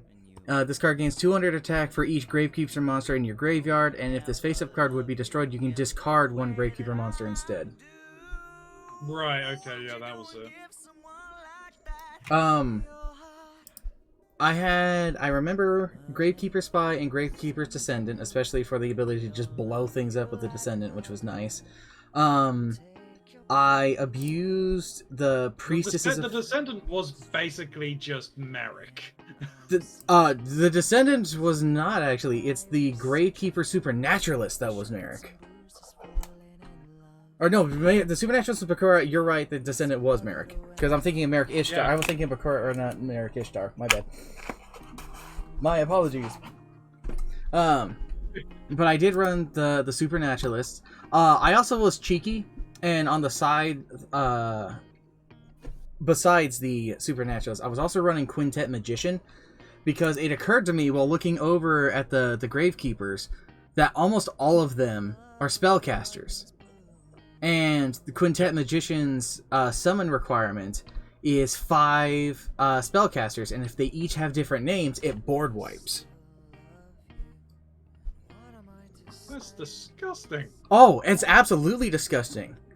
And I would set up, let me see, what was it? I would have, of course, the Gravekeeper field card, which is entirely what the whole thing runs on. I don't remember what it is. It's like the Gravekeeper Valley or something like that. That thing locks down the graveyard. Then there is a spell card that makes it so that both players cannot special summon. But I would activate that after doing my special summoning. So I'd have my things out there, and then you would be slow to retaliate. Then there's a Gravekeeper that allows you to continue special summoning. Yes. Even with that card in effect. To a point. Necro Valley, that's what that thing's called. Then I would also have the trap card. What the heck was it called?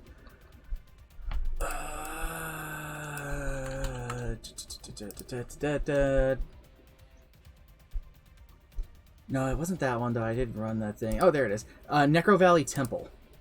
I also run Necro Valley Temple. While a Gravekeeper monster and Necro Valley are on the field, all monsters your opponent control lose 500 attack and defense. And during my main phase, if I do not control a field zone card, I can activate 1 Necro Valley from my hand or graveyard. If this card is destroyed by your opponent's card effect and sent to the graveyard, I can set 1 Necro Valley or trap or spell from my deck except Necro Valley Temple. Yeah. So I just so many ways of sustaining the actual main thing of Necro Valley Temple. And then there is... I don't think I had Necro Valley Temple. It was a fun time with that thing. And then the Supernaturalist and his effects. I just really like the deck. It was a fun time. It ended up winning me the tournament. I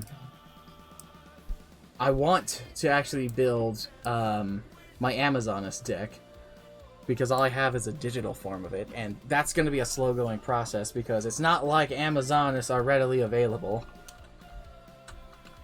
No, that's true. And God, if I was to play, I would 100% want to recreate my the deck that I actually use it in real life. You should be able to. Yeah, but it's finding where all of those cards are and then getting those cards. Are you talking IRL or are you talking in games? In game. In game, that's actually a lot easier in Master Duel than you think. So, it functions on both a drawing system from booster packs, but also a crafting system, where you can take cards you don't use, break them down, and then you can use those resources to make the cards you want. So it's not terribly difficult to get the things you want specifically. It's getting them for the booster packs that's a problem. However, you can find the packs that those cards are in. And then you are also able to actually get the hidden packs that they're dedicated in to that particular archetype to make your chances even better. Though that only gives you a 24-hour period with that once you find it to find them. Though if you get another one of those cards from that archetype, you get that hidden pack again and you can keep going. So if you really just sit down to it, it's fairly possible. Yeah, I mean, my main deck that I use is a spell counter. Alright. I had the Arcanine Magician Synchro Monster. Arcanine? Arcanine? Arcanite Magician. Yeah, Arcanite Magician. When this card is synchro summoned, place 2 spell counters on it. This card gains 1,000 attack for each spell counter on it. You can remove 1 spell counter from inside of the field to destroy 1 card your opponent controls. Yeah. I had that, and I also had the Assault Mode Go version of it. I see.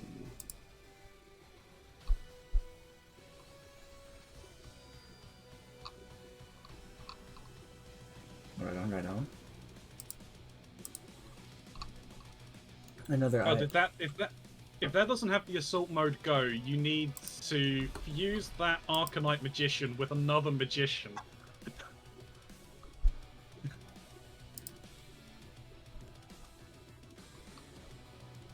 Oh no! It does have an Assault Mode.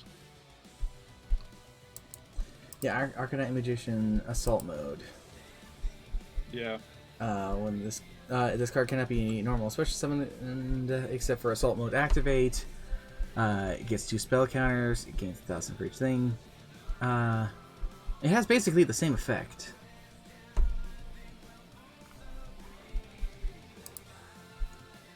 Is this the fusion card that I had?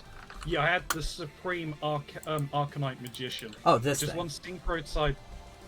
Yeah, one spellcaster synchro type and one spellcaster. There it is. When special summon, it gets more counters, and it has the same thing, but when you do its thing, you get to draw a card. Blow up a card, draw a card. No, you can do one of those effects. It's either select 1 card in the field and destroy it, or draw a card.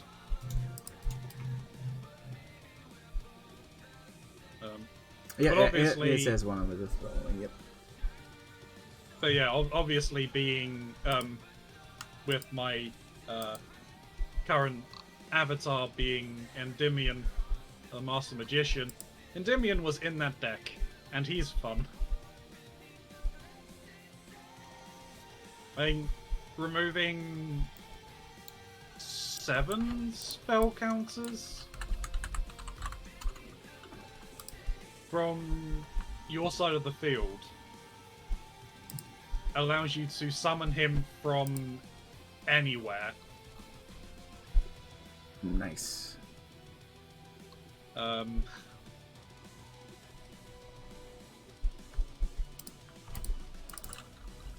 And in doing, I think at the end, if you do it that way, he can destroy a card or something.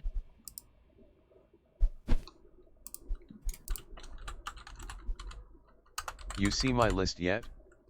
I have not, but I will go and look at that right now.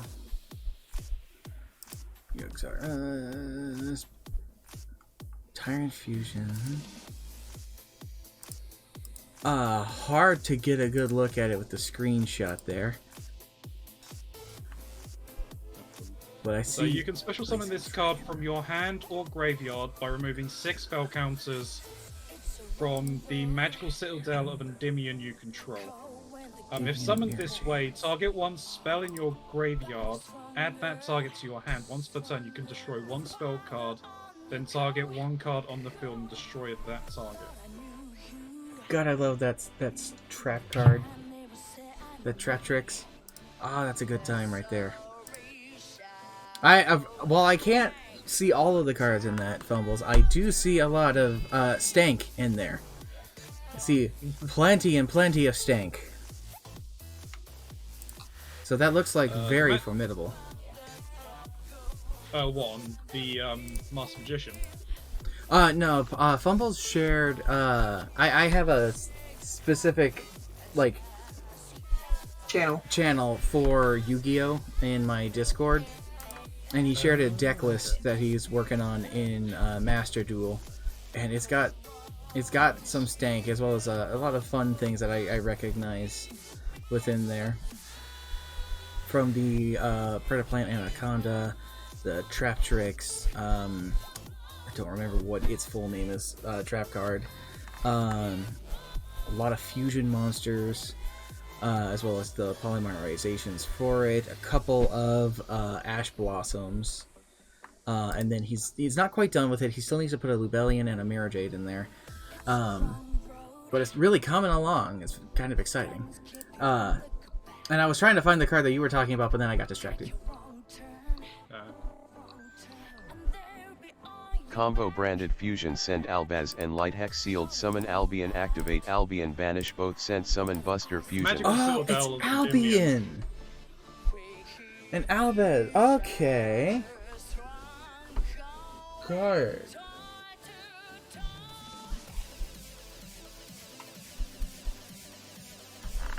Should make a dogmatic deck. I don't know why I don't. I like the dogmatic cards. I just like the spell counter cards because like it forces players like, oh, do you really want to play that spell? You're just gonna power me. One of my absolute favorite cards, and it's the one that I'm currently running on the thing that I'm doing in Master Duel, is Eldritch, the Golden Lord. Isn't that like meta at the moment? It sure is! I didn't know it was meta at the time when I did it.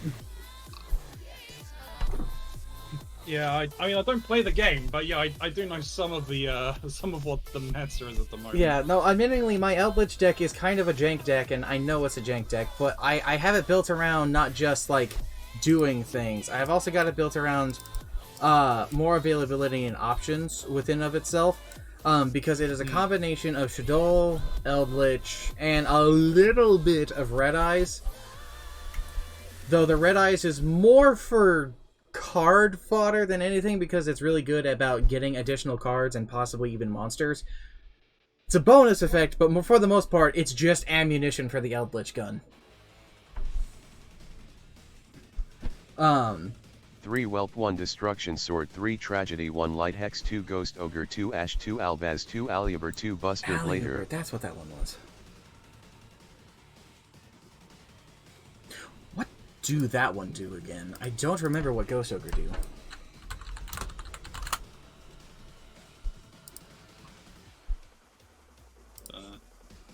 Yeah, if you've not used the Magical Citadel of Endymion, anytime a card that has spell counters on is destroyed, they're not lost. They just go to the Magical Citadel of Endymion.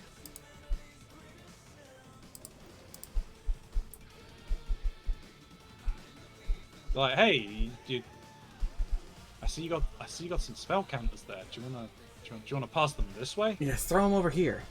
That way you can store them up for your wombo combos. Oh yeah. And obviously having other cards that accrue spell counters as you play cards and Endymions, like you just double spell countering. Counter on your counter. Yo dog, how'd you like spell counters? Yeah. Also, I'm trying to get Snu more into it. I've been trying to get them help set up with a deck for a while now. I am stubborn as a mule. There's a panda deck. Kills you. Kills you dead. 1 Ad Libitum 3 Branded Fusion 1 Foolish Burial 2 Wear ARF 1 Despy Theater 3 Branded Opening 1 Branded Red 1 Memories 3 Prologue 2 Trap Trick. DPE Package. DPE package, yeah. That looks like a monster. I'm gonna end up dueling that thing at some point, and I have a feeling it's gonna be fun for you and not me.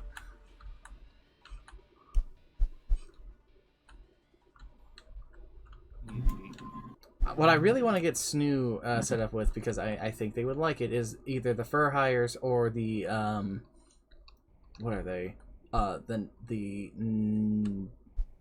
The monstrous version of those things. The Fright First. There we go.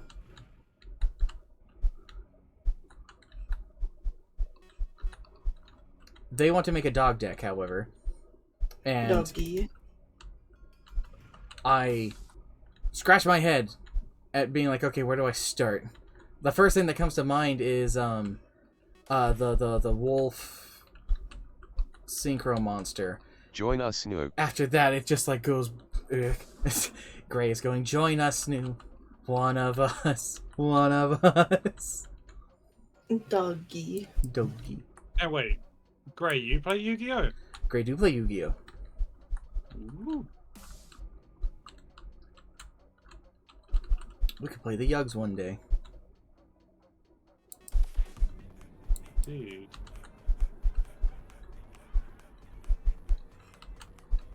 Did he just ask that? He did ask that. Really? He did, in fact, ask that.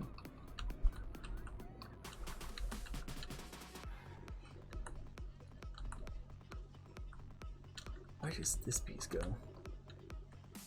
1 Blue Eyes Tyrant, 2 Buster Fusion, 2 Albion, 1 Despite Quadritis, 2 Masquerade, 2 Buster Dragon, 1 Hello, Hot you're Red gonna Abyss, tell me 1 that Bear I Anaconda, 1 already Loop knew that Lion, you 1 did. Mirror Jade. I'm going to turn around and say my memory is like a sieve. Blue Eyes Tyrant. I'm not familiar with that one. I'm gonna look at this, I'm gonna be like, oh, I actually know what this is, aren't I?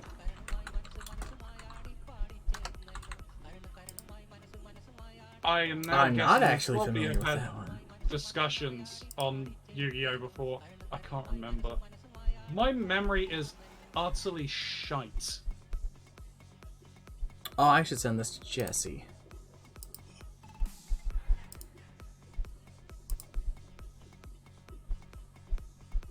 I'm not gonna ask for forgiveness because, yeah, I totally accept that my memory is crap. I agree, it's shy. Oh, shove off, Glenatron. How's it going, bro?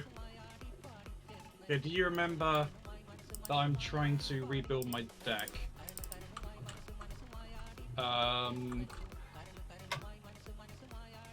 Typing this all out on my phone is why I'm so slow vaguely and playing recall Master that, Duel Gray. on my Switch. No, understandable, understandable. You're all good?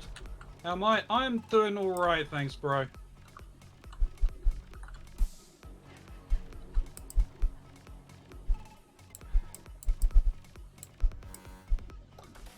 I have a feeling my follower count might be going down. No. Uh We talked about the Yu-Gi-Oh! No! no, the fact that I don't remember the Oh, discussion of Yu-Gi-Oh! oh, the real Also sin. dismantled my Numeran RA deck to build this one. I'm gonna forgive you and go back to packing. Okay. I get that. I don't want. It crosses my mind constantly to do that very thing when making some of the other stuff I really want to make. I made a couple of decks for fun because I was like, oh, I enjoy these cards. I want to make a deck out of these. Later realizing what I actually want to play is some of this other stuff. Quick Mox, do you remember my favorite card? I unfortunately don't remember your favorite card right off the top of my head, but I'm gonna guess Blue Eyes because everyone loves Blue Eyes, right? Not everyone. I'm one of those people who doesn't like Blue Eyes. You know, for LOL the amount, change of amount heart. that I Oh, love dragons, change of I heart. actually don't like. That's it, yeah, change of heart. Which is now legal. Yeah, It is legal. Reached diamond on this count, so it no is now need to legal. try Yeah, hard I remember Numeran. actually telling you it is now a legal card. I I am a fucking moron. I was blown away when I saw that Change of Heart was finally a legal card. I was like, what is the state of Yu-Gi-Oh that is fine? Isn't it a limited card though? No, it is not limited. It is. You can have 3 of them in your deck. Can have 3? It is not a limited card. It is fully legal. Now, you can go and check it if you want.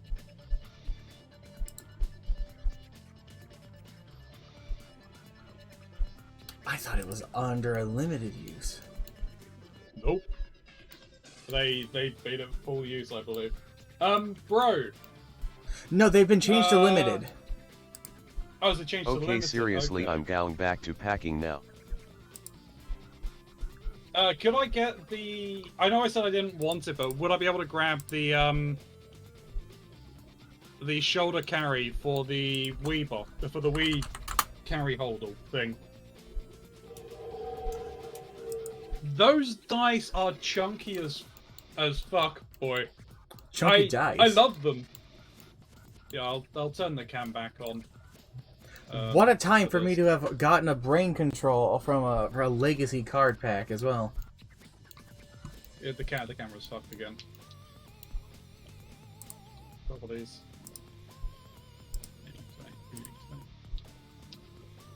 You mean for the Switch? Yeah, for the Switch. I don't know what I said. Alright. There you go, Mox.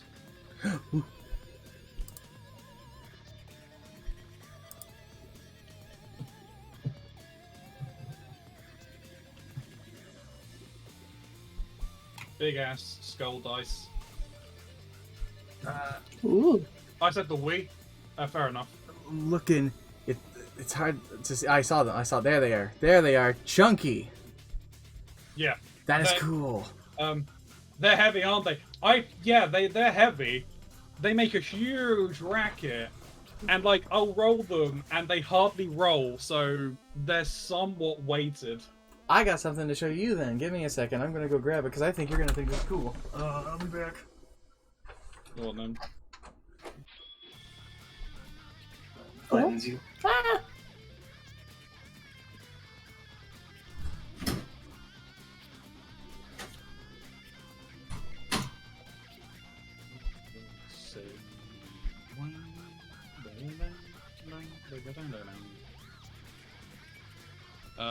As you can't get on with the Yu-Gi-Oh though, Snoo, you may want to look into Card Fight Vanguard. What was that? You Card may 5. want to look What is that? Card Fight Vanguard. Yeah, it's another like trading card game. Listing LL My Royal on this account. but Invocation it into the is, Void invoked Mechaba a Appaloosa lot Masquerade different than Dragon and Yu-Gi-Oh! It's a DPE. lot more fast-paced.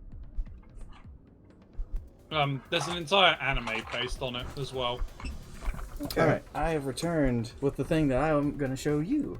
I have a particular card box. Or not card box, sorry, dice box.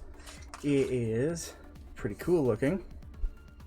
Oh, is it your little dice box? Yes. Yeah. I wanna see too. I'll share it. I'm taking pictures right now.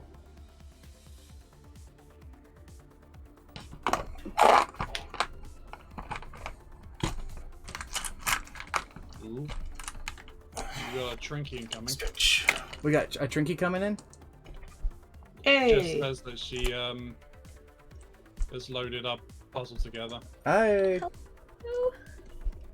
Hello. Hello. It's fine. It's okay. Oh no, there's something missing, Snoo. My coin. I had to get food. Oh, I know where your coin is. Hang on. Hello. How is Trinky? Trinky is good. How is everyone else? Pretty good. We're talking about cards and we're talking about dice. Love The it. party Yeah, we're on that nerd PARTYROCK. We're on that nerd shit. You missed baseball earlier. Baseball, yeah. Baseball. Yeah. Oh, yeah. I heard all about this. Here is your coin. Oh, thank you. How was family And time? boobs. It was just delightful. I like how I'm always just like, man, my memory's pretty dog shit, and then it's just, oh, I know exactly party where your agreed. coin is. You guys would be so proud of my pale butt sat in the sun all day, and only my nose is burnt. Only your nose. Oh wow. Hey, I look like Rudolph. Alright, I'm gonna share these in the Discord and then I will share them on the IRL, or I guess on my side of this thing. Alright. So We couldn't decide what to have for food. Then we had to go to the shops really quick to buy stuff for food. And then we had to cook food, and I've just finished eating food. Hence why I was here so late. gotcha. No worries. So this is the dice box. It's shaped like a book, and it's also got a magnetic sealer on the side, so it flips and closes itself automatically like a book, which is really cool. Where did you put it? It's in the general. It just sent. Where's the- It opens up onto the side here, and it's got that's a very bunch of fun cards on the inside of it. It also came with a coin for, technically having a two-sided die or flipping the coin. And its two sides are pretty nice. Very nice. It's also like a magnetized side. Yeah, it also has a card on the bottom explaining the sign, but I don't think I need to explain the sign, nor do I feel the need to explain the Eldritch sign. No. So what else have I missed then? Lots of Yu-Gi-Oh talk and lots of baseball talk. Fair play. Yep. And the Pokemon spam in the Discord before we went live. You missed booby talk trains. Oh yeah, we were also talking about Bobs. Oh yeah, there Yes. was Bob's. There were Bobs. Bob's Burgers or... No, boobs. No. Boobs. Idiots. Oh, Von Hanaga Hoogs. Bahana the Bobers. Yes. Alright, give me a second. I will show off what I was showing them. Bed Bobs and Boomsticks. Mm-hmm. That makes me think of the TikTok thing where they're like, be back and blueberries. Badonkers. Well, that for me at the very least, that was a play on Bed Knobs and Broomsticks.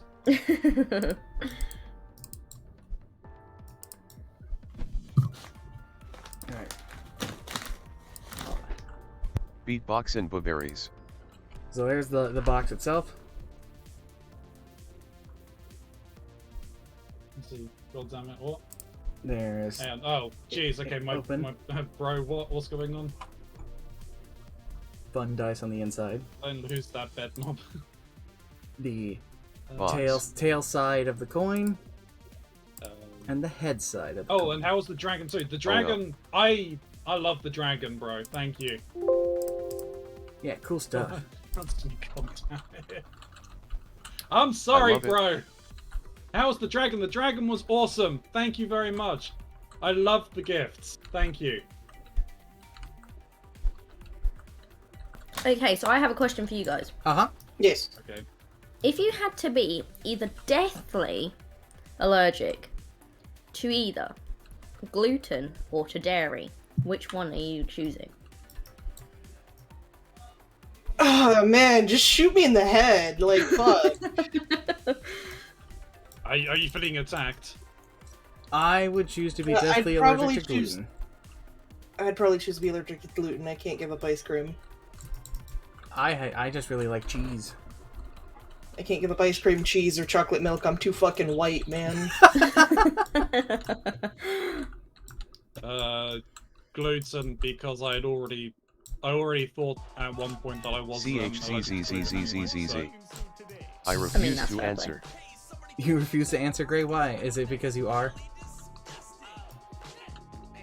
If you are, that's fine. That means your answer is really going to be easy. Unless it's both. And if it's both, I'm so sorry. Yeah. If it's both, then God really just looked at you and just went, alright, this person's getting nerfed to They hell. just said hard mode. Or not. There are no cheat codes. No cheat codes. Konami code doesn't work here. No.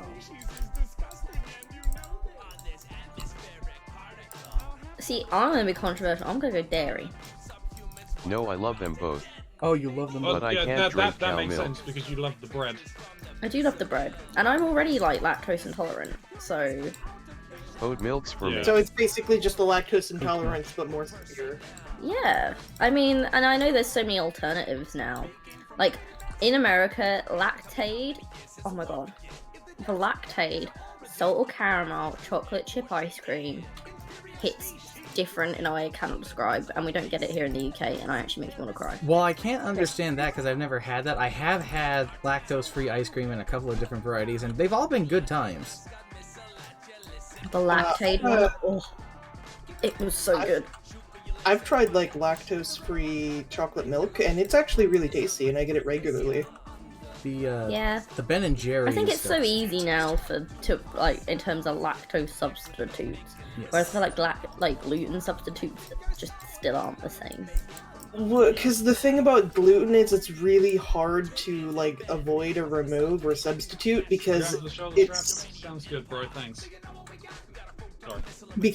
the way gluten works is it's not like a specific ingredient that makes gluten. Gluten is literally like the chains within bread. It's what makes Yeah. bread gluten. So what avoiding makes bread good. means avoiding things that have any of those chains to make up, or at least small enough amounts of them that it's not going to affect your digestive tract. Dog chains.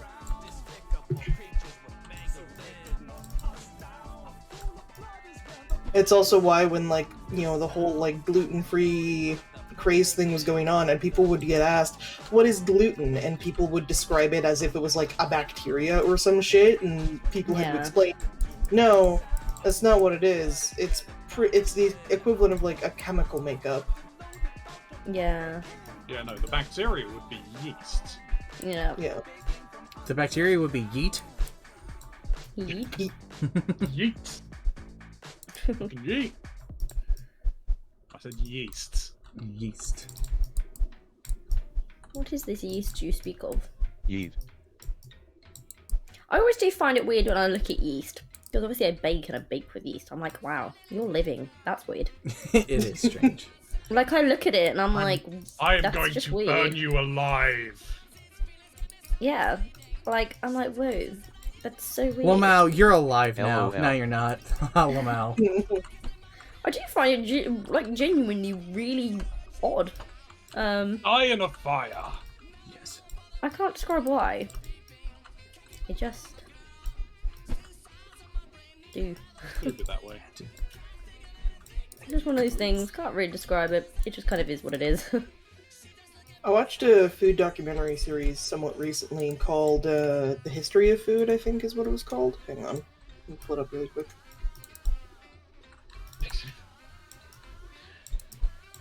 Grey lady, Mr. Wonski is your daddy. What? What? Excuse me? What? Beg your pardon? I might need some context.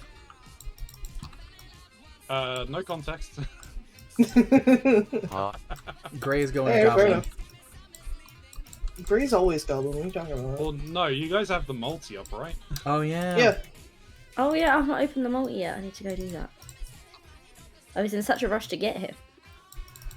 Oh, I see. I see.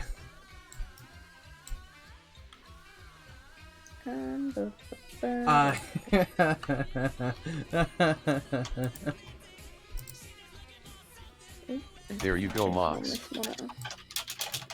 I don't know how I ever used to live with just a laptop screen. I made him make that.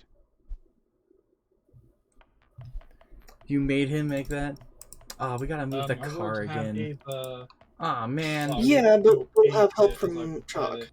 I mean, yeah, but we did it I'll just just fine try last the time. It's still like, opposite, ugh. Yeah. But now we have an extra set of hands, so it's gonna be a lot easier. What are you doing? We're What? moving a car. Yeah, we have to push my car that doesn't run out of the garage because they need to change out our water heater because our Oh. water heater broke. Trinky, that's what are you fun. doing? I didn't mean to. I'm so sorry. Frankie, are you stealing his pieces? Well, such an angry. What are you doing? It's Like a dad. What's going on? I'm confused. I might have started to rotate a giant section by accident. You can do that? But no, Oh my god. Trinky, you know what? What it is? The exclamation mark daddy command in my chat. Oh, that wonderful, wonderful thing. Yeah.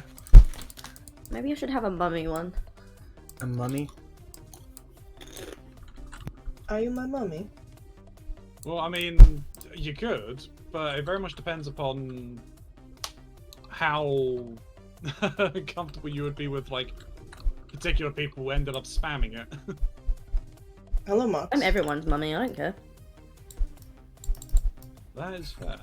I mother my chat. Sometimes too much, and I turn them into gremlins. Goblins.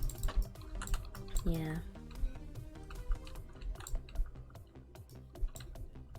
Imagine paying attention to chat. Couldn't be me. I still don't see Trinky. You still I don't mean, see I'm Trinky? usually pretty good. I don't. Trinky, are you streaming? I am not streaming, no. There's your answer. Oh, I literally was just like, I'm so late, I might as well just join in. change the multi-stream to cut out the part that has Trinky, and then you can see everyone's chats.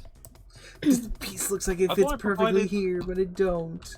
I thought I provided one last week. Yeah, for that us. didn't have Trinky. It's already a thing. Yeah. Yeah.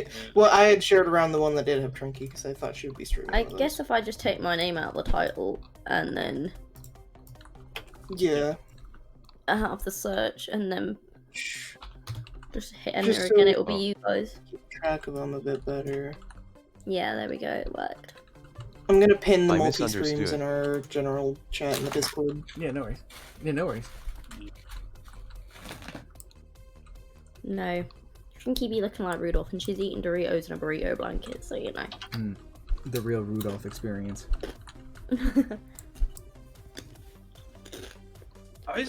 Wasn't there something that all of the reindeer that Santa pulls is actually female? Are actually female? Yeah, they are, because female reindeers are the only ones that have antlers. Yeah. They're all girls. They are. Santa said Santa said all Oh. female deer team. So they've been misgendered all this time. Exactly. Yeah, pretty much. Yep.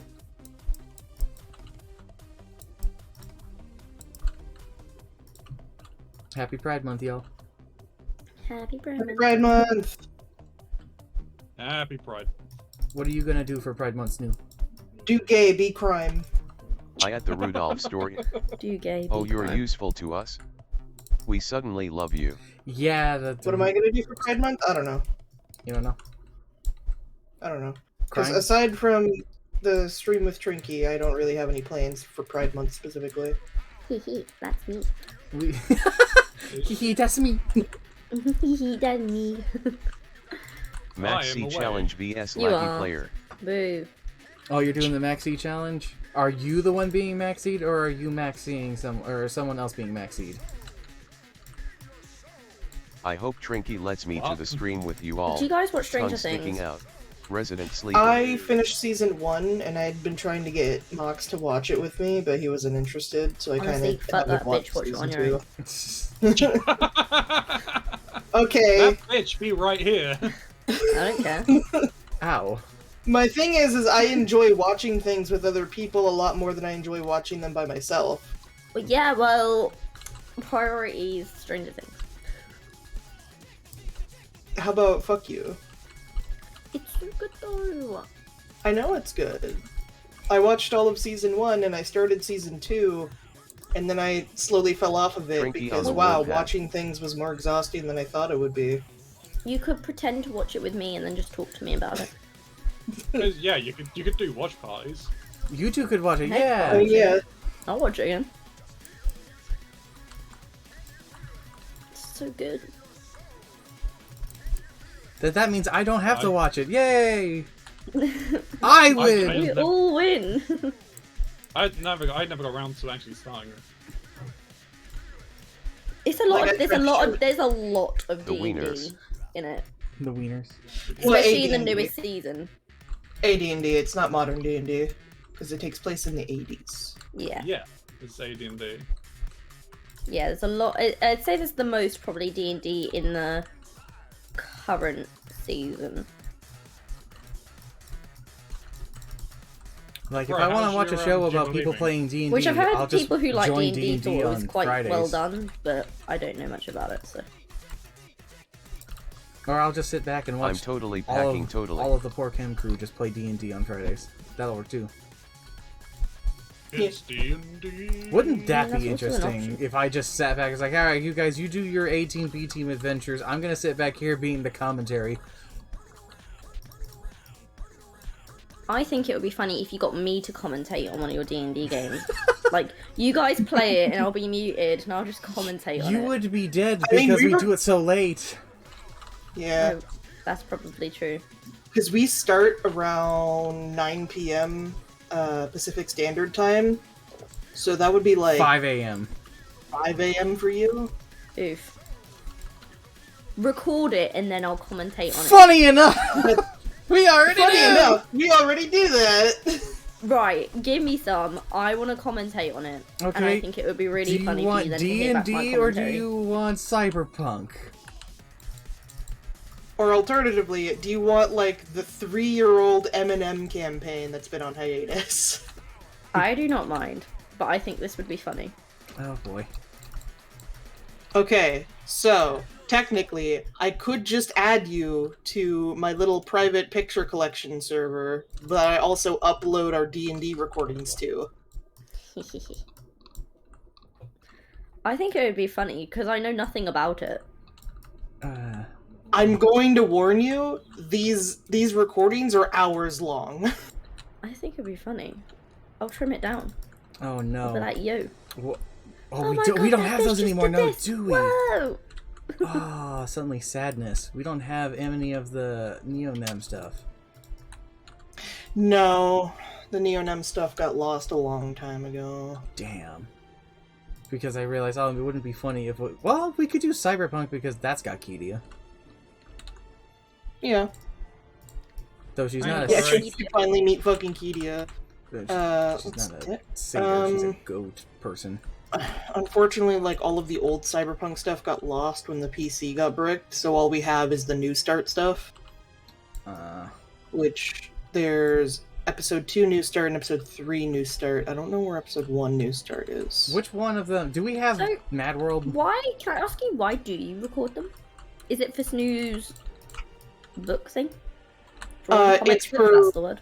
The comic stuff, as well as the fact Yeah. that it's just kind of become habit by now.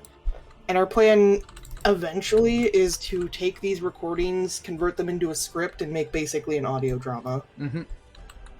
Oh, that's cool. Can I go on the edge there? Who what? Does that go on the edge of that piece on the bottom right? Oh, I finally Are we looking finished at off the that same piece thing? of grass. Oh, Yeah. oh, sorry, you do it. No, it doesn't go there. Okay. That's fine. Right, all goes here somewhere. Yeah, this might not go here, but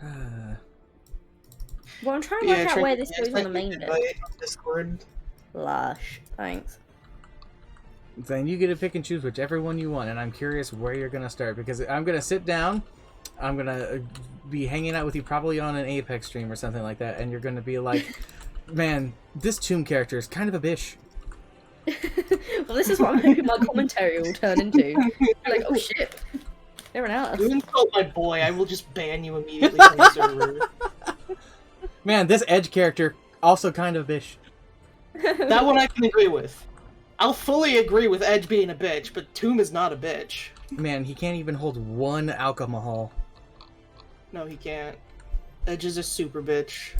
You want to talk about that? Because I think that'd be a funny story to tell. Trinky on the warpath? Okay. Trinky's always on the warpath. What are you on about? Okay, so, in Cyberpunk campaign, my character, his name is Edge, because of course he's named Edge. And he is a netrunner, which means he's the hacker boy. And at one point, we were on a mission where we were on a boat. I don't fully remember what the job actually was. You on the guys were boat. protecting a pirate radio station from basically corporate assassins who were trying to control the waves.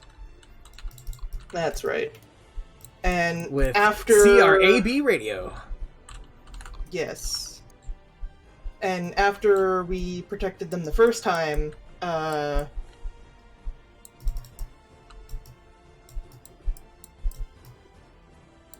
Stu over here ranting about D&D sessions and never mentioning recordings to me. I've recorded our sessions ever since the first campaign, technically. Like, in the middle of the first campaign, I would just be putting my phone in the middle. I didn't tell them I was recording, I just put the phone in the middle, and then fucking... At one point, I got a notification, and Chalk looks down, and he goes, "Are you recording this?" And I was like, "Yeah."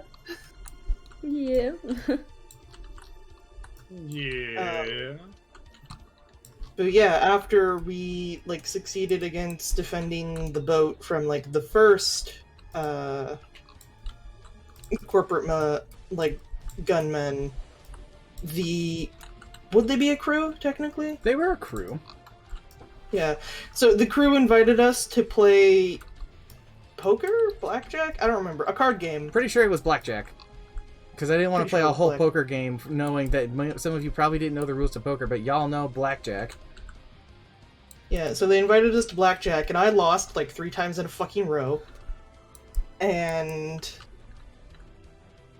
they also had me drink, and to which Mox asked me, okay, after the first drink, go ahead and roll, like, Resist drugs. resist drugs with basically a constitution check. And I fumbled. So I had 1 drink, and I was blacked out. And my character just disappeared for the rest of the night. Well, I'm going to explain one thing before you do that. So, Trinky, do you know what a fumble is? What I do when I'm drunk? No, do you know what a fumble is?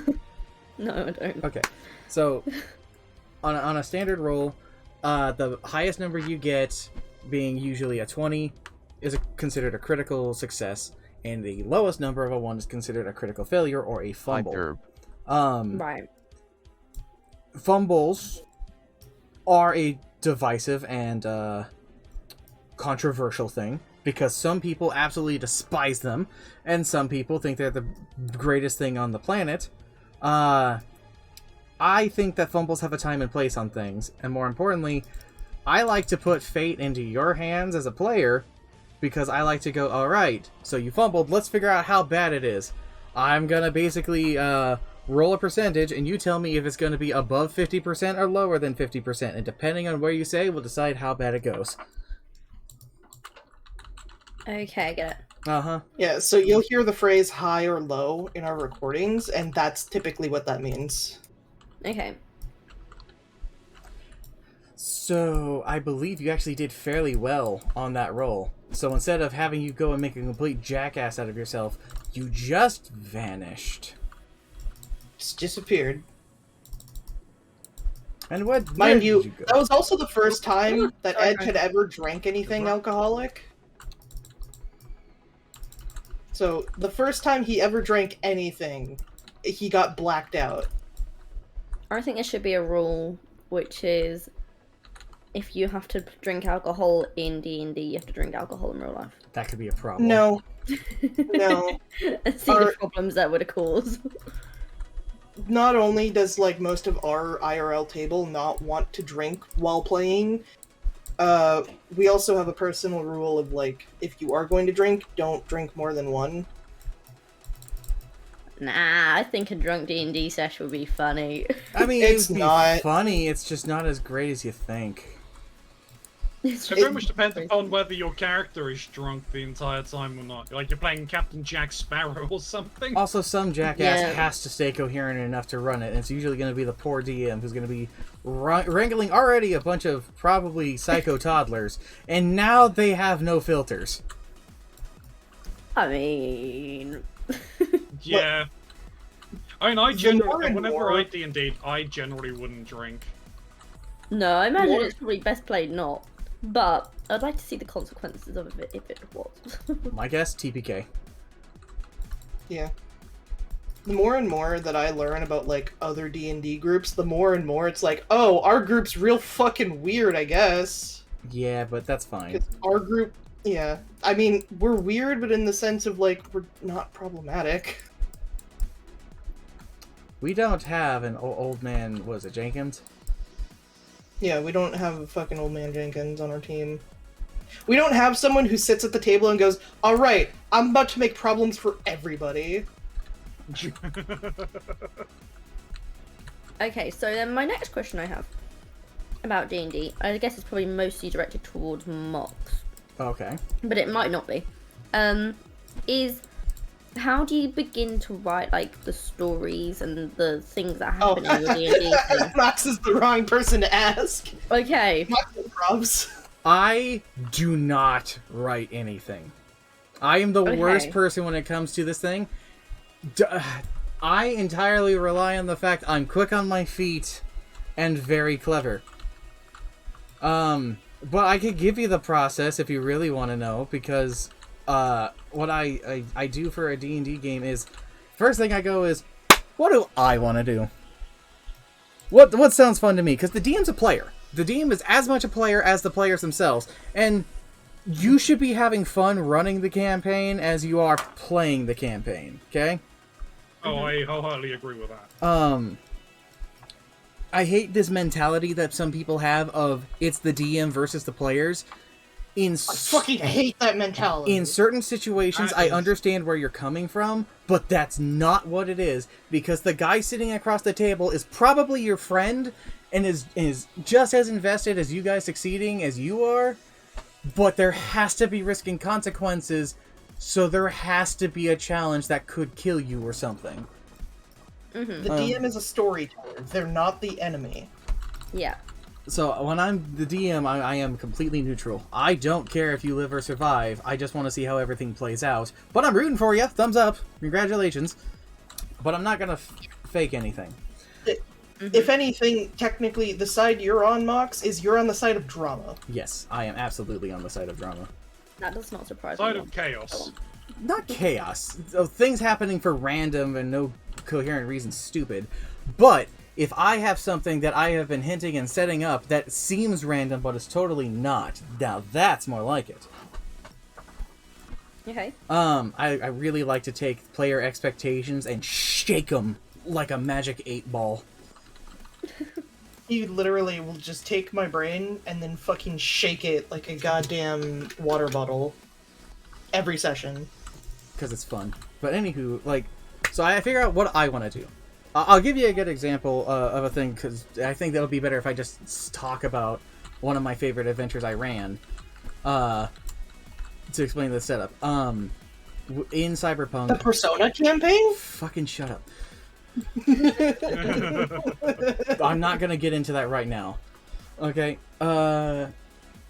So I had an idea for something I wanted to do. I wanted to do this kind of semi-Battle Royale style adventure. And when I say semi-Battle Royale, I mean I didn't want it to end with the players having to fight each other and kill each other. That's stupid. But I like the idea of setting up the drama that could have been what the bad guys expected out of it, right?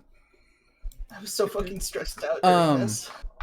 So I was like, okay, how would I do that? And then I thought, what is a good thing of inspiration that I could pull from or look up to see how this could have been done? So use references, use resources. If you like something, plagiarize the hell out of it, but make it your own, Yeah. Yes, you basically want to yes and an idea for something. Mm-hmm. So it's like, yes, there's this thing from it, and what else am I going to do with it? So what I did is I took one of my more favorite styles of that kind of thing, which was actually the old Wii game Mad World, which is about a section of a city blocked off by terrorists while a death game is going on in the inside of it. And I took more from that as my premise, where it was going to be a death game where you are being graded on your performance, and getting kills isn't just the thing. You have to put on a show. So doing things, being more outlandish, more violent, putting on a display of things, showboating, will actually net you points and rewards, where just killing people is not going to really get you through the whole shebang. What game? Spike TV. Sure. I also realized saying, well, no, you should know, because we're roughly the same age. Yeah. Yeah, it's sounding a lot like Spike TV. There's a video game. Mm-hmm. Well, but this one was Mad World, which is technically Death Watch, which is another thing I got the name from, was Death Watch. So now I have my premises. Now it's figuring out how it's going to function. So I eventually sat down with a map, drew up a quick grid, and I was like, okay, so they're going to need to be able to do things in here, and I had to make some decisions, and I decided, okay, I'm not going to let them have their weapons, but their cybernetics they can keep, because who's going to have the time to really rip someone's cybernetics out? That's not very feasible, and that sounds like an unfair thing, but it does mean that the more riding the line of sanity someone has with being a cybernetic out dude, probably the more fun they'll have out there with against the guy who has nothing, or just has the thing that lets him text with his phone by blinking. Plus, for the players themselves, getting their cybernetics back, like installed back into their bodies, would be a huge pain in the ass. Yeah, and I don't want to deal with that. But I can take away your weapons and stuff like that. That's fine. Yeah. But then how do I set up things so that they can do stuff? So I just set up kind of like how Apex has these loot points, these drops that you can just pick up stuff in. Just got a random table, threw some stuff in. It's like, all right, they're going to open it up, and I'm just going to roll what's inside of it real fast. So maybe you'll open it up, and it'll be like, oh, sweet, a machine gun. Or you'll open it up and be like, why is there a pair of boots? Okay, yeah, I'm following. Yep. And from there, it was like, now we get the players involved. So I know very well that players hate having their stuff removed. Okay? Mm-hmm. Because you spend all this time making your character, and maybe you're somebody who's like, oh, I want to be really good with this one specific weapon, so when a situation arises that weapon is taken from you, that kind of sucks, because you feel useless. You know? You basically just get instant nerfed without that weapon. Instant nerfed, not great. So I had to set it up in a way that put it on a fair ground for everybody. So everyone knew the shtick. So what I was going to do was I was going to have these guys get ambushed and then robbed, essentially.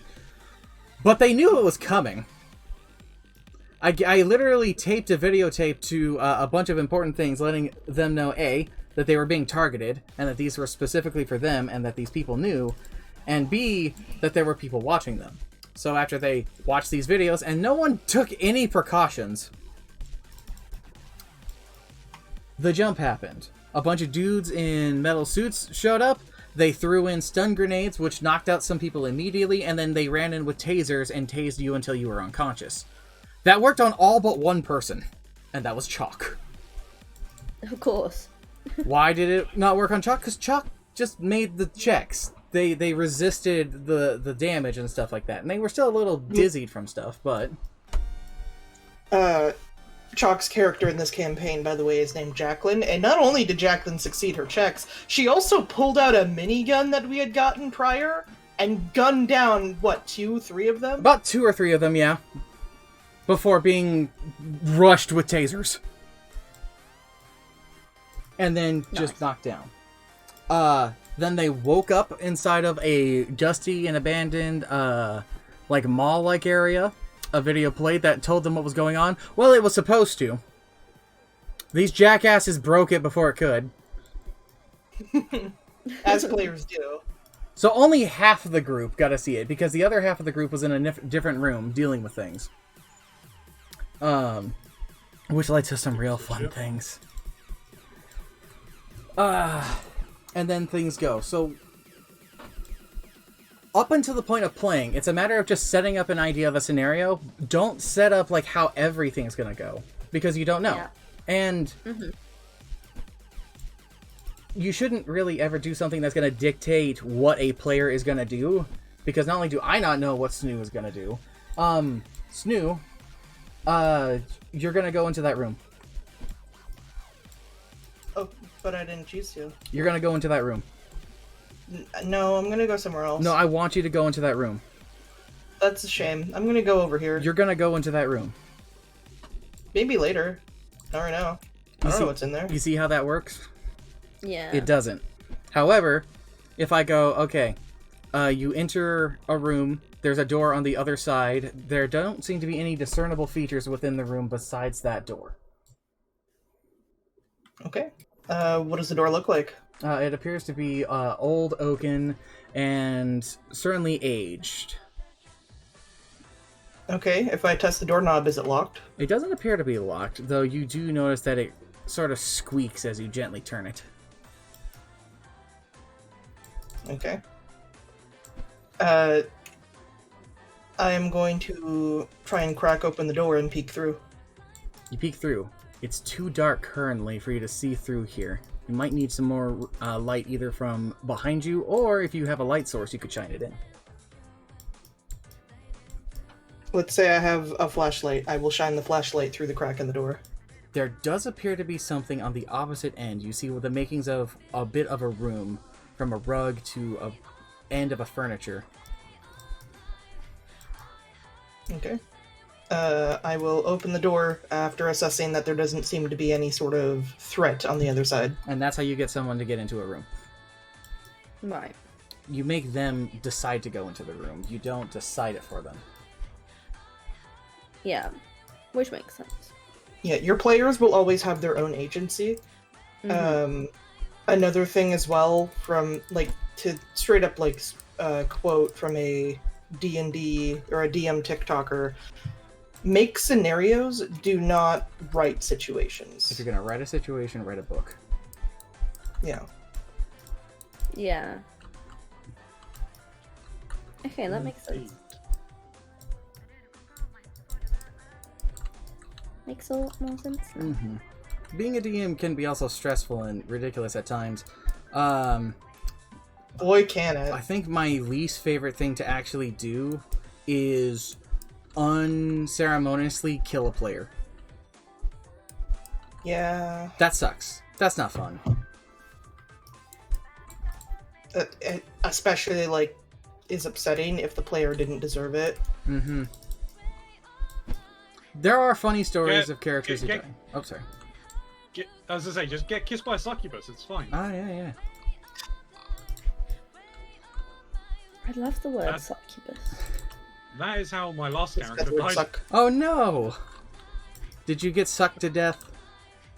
Oh yeah, I got turned to dust and scattered to the wind. You got fully drained, huh? Oh yeah. Ouch. So what you're saying is you got the good suck. Yeah. Got the good suck. Uh, My character had like amazing stats. It was a campaign where we done the custom roll. You roll like 4 dice and you drop pick the the top lowest. 3. Yeah. Yeah. My stats were all like 13s, 14s, 15s, 16s. That is definitely how you get 17s, powerful 18s. characters. I had my character was powerful and I just could not roll to literally save my life. Them's the ropes. That's really just how it is sometimes. Like, the Yeah, dice are the most humbling fucking feature of the game ever. Oh yeah. Wow, that's a really nice min-max character. How about you fumble 6 times in a row, buddy? The more infuriating What's thing that? is when a character... Saving throws? Ah, no, who needs saving throws?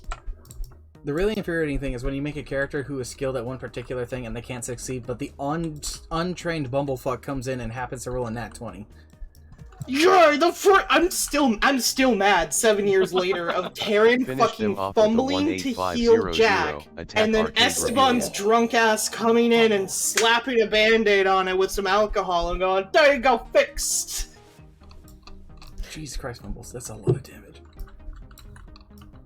So mad. I could not tell. I know, it's very hard to read Fantastic. me as a person. Anyway, not including Tomb, I think I've only had 2 deaths of any of my characters throughout the 7 or 8 years we've been playing D&D. It's sad when your character dies. Oh, it's so sad. You have no idea. So, the first one was a version of Karen, who technically died, but reversed it herself with a Was god playing raid token. adapters and had Because of the ultimate way the falcon and system worked, and I'm collided not a going to lot. explain all that. Basically, she saw herself die, and then was able to rewind time briefly and retry the situation. And then the second time a character died, I kind of don't want to count it, because the DM was a piece of shit who's no longer in our friend group, and straight up just did everything in his power to try and kill me. That is no way to run a game. The less said, the better. Yeah. Sounds it.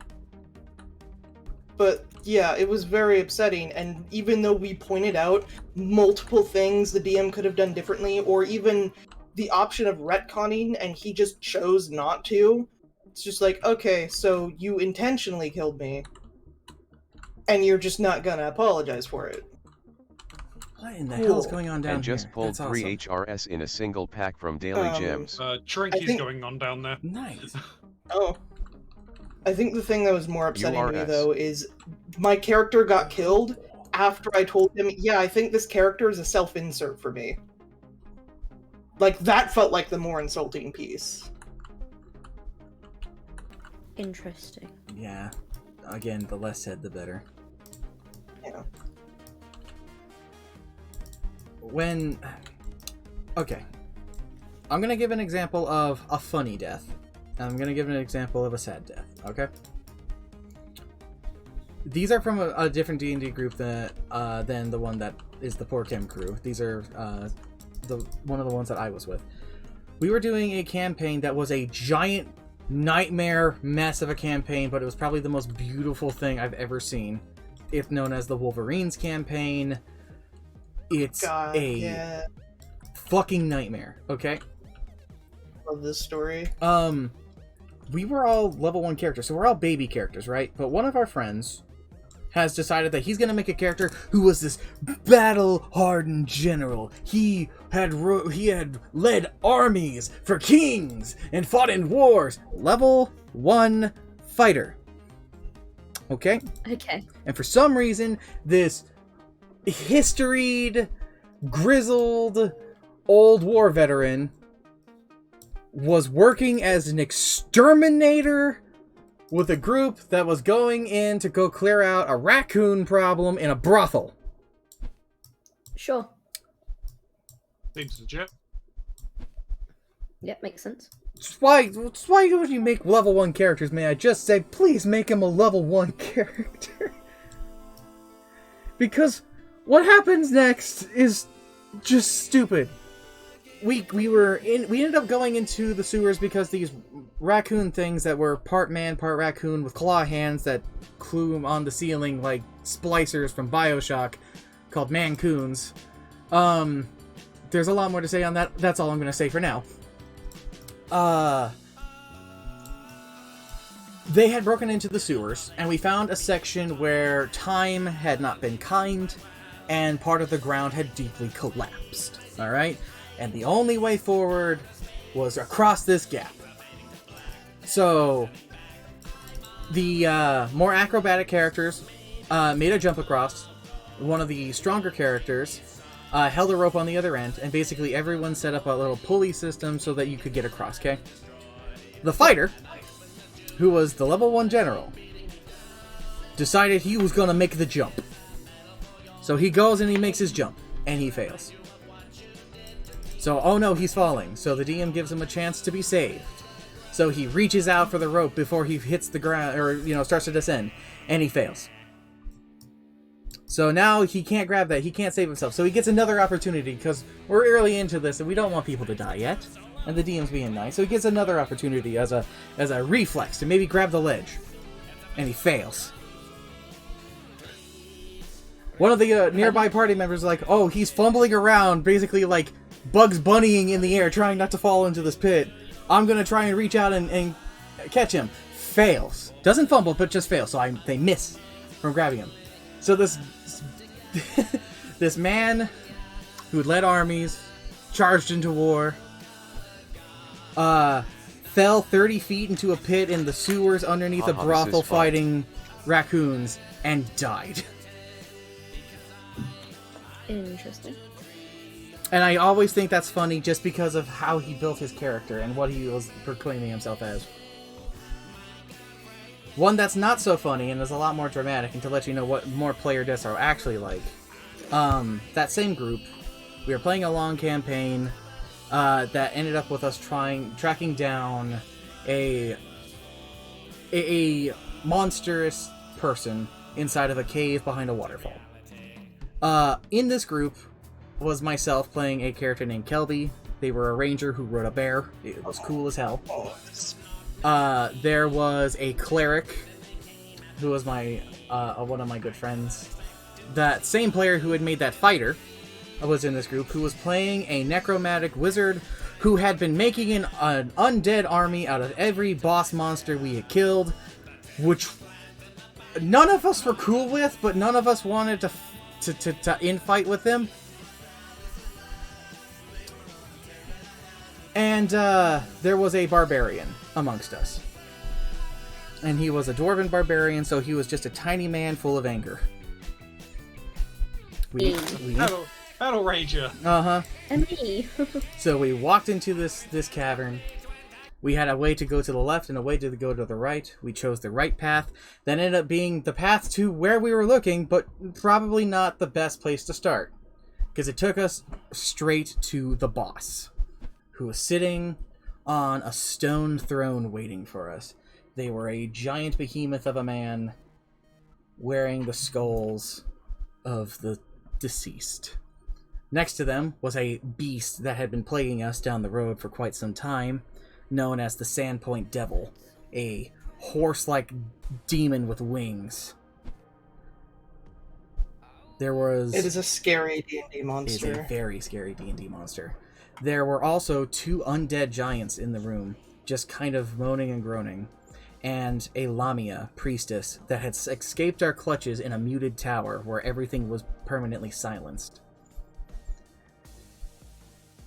We saw them, they saw us, and the Sandpoint Devil leapt into action. It flew at us, it screeched its piercing screech, and put a fear effect on my bear and the barbarian. Some of our heaviest hitters were now fleeing down the cavern we had just left in terror at the sight of this thing, because that's how fear effects work, and that's so fun. Next up was the big bad, who looked at the undead posse that our wizard had brought with him, and went, "Oh cool, I want those." Snap of his finger. And he had control of the bosses that we had previously killed, and they were now against us again. And acting, It was fucked. And acting on his turn, as the undead did, the wizard never stood a chance as they all brought down their full might upon him. Dead in the first turn. That left myself, the ranger with a big hammer, and the cleric with his spear. Not great. Alright, if we work together and coordinate this well, we should be able to survive, I think. The cleric goes before me. The cleric goes, "I'll put a stop to this!" and charges headfirst at the Lamia and the giant boss. Fuck. Which, a shame that the cleric wouldn't use, turn undead. Nope. They didn't want to use their spells for some reason. I don't get it. Yeah, Anywho. Fucking minds are an enigma, man. So there I was, Double face palm. stuck, surrounded by the enemies that I didn't want in the first place, now turned on us like I said was gonna fucking happen. The undead giants that this guy had brought with him, by my goddamn self. And Kelby took out the Sandpoint Devil. Took out the undead army the wizard brought with him. And took out these giants in a couple of turns, honestly. Just great rolls to phenomenal effect. And as they fell, she let out a battle cry with, her wounded self crawling out for her bear companion Cobalt to return. And that turn, the fear effect was resisted and the barbarian and the bear were on their way back. Fortunately, they had a couple of rounds to get there because they had been running for a couple of rounds.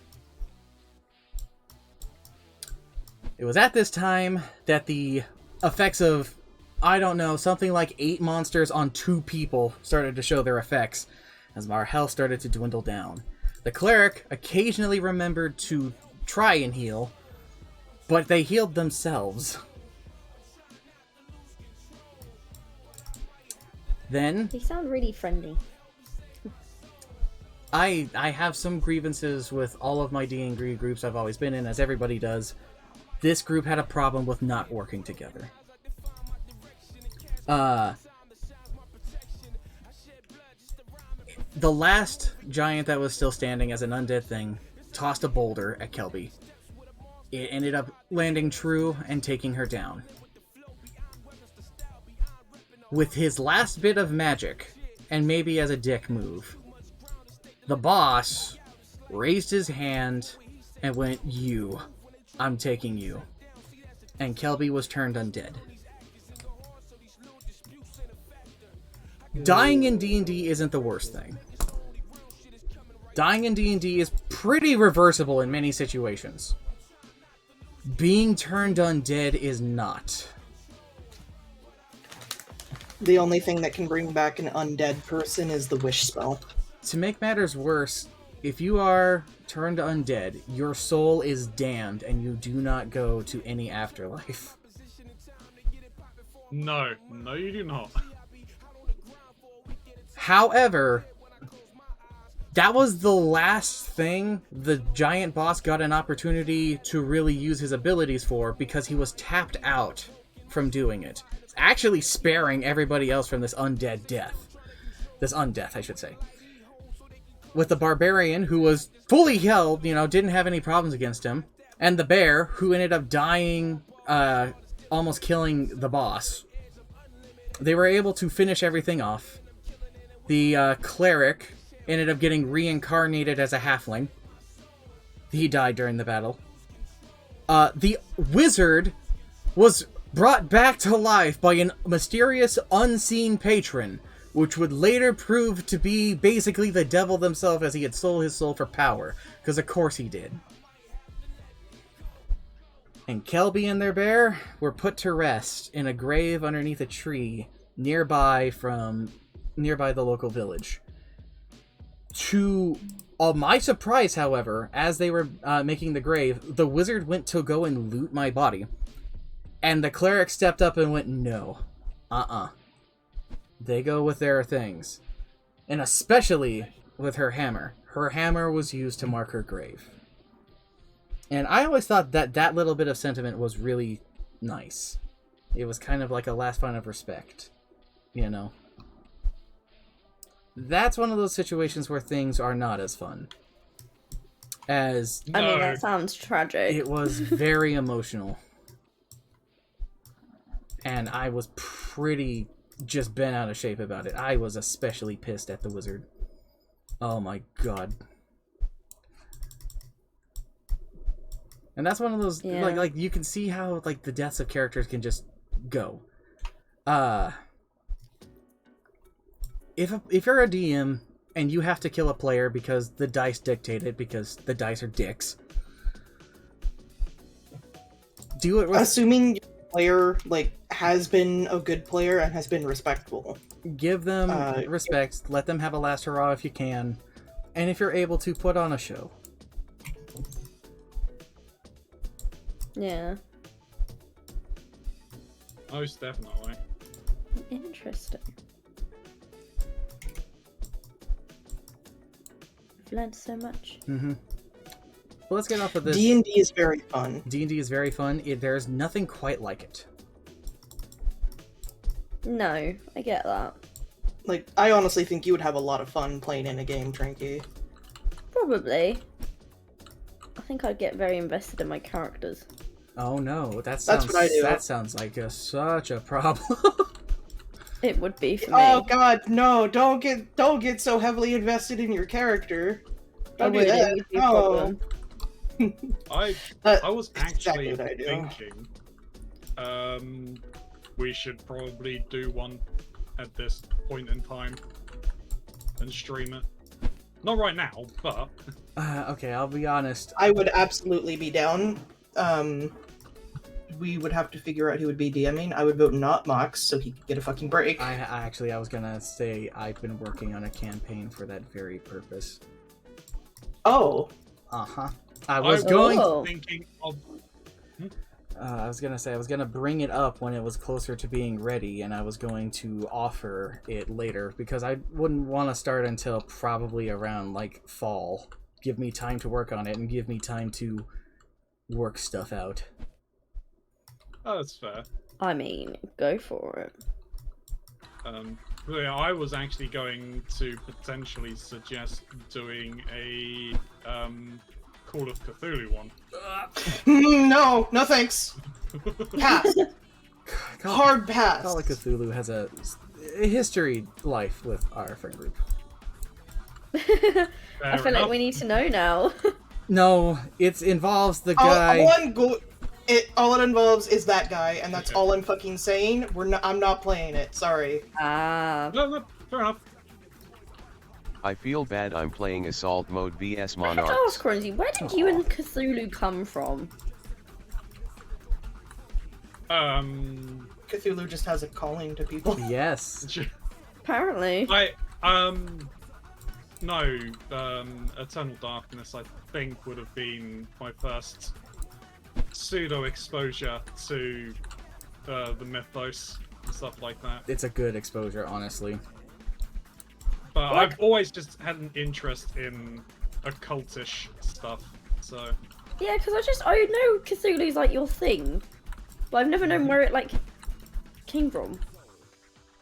Where it originated for me, yeah. Yeah. Yeah, no, Eternal Darkness Oh, I see. is a game, when was it out? What, 20 odd years ago now, Mark? Something like that, yeah. It was from the GameCube, and it was a fairly early game in the GameCube's life. Oh, yeah. And yet it's quite important to horror games as a whole. Yes.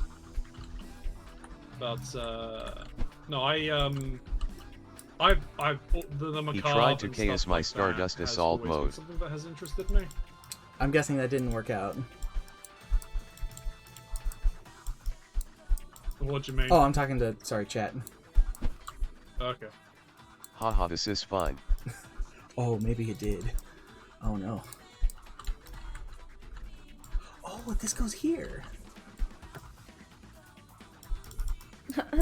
Oh, this goes here.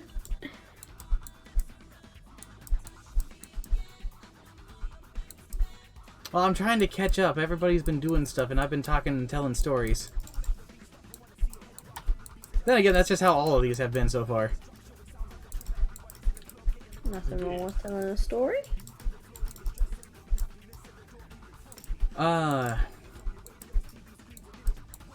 Think here.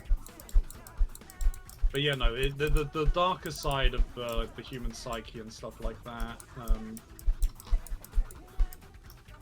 It's interesting. It's weird. Your necromancers, stuff like Holy that. shit! Holy shit! Where did it go? Huh? I'm guessing somewhere on that top row. Yeah, up there. No, here. Oopsie. Because the colors are more matching to over here. Well, there you go. I present to you, Sky. There you go. It's right here. Hold on. Or not? You're a little too high.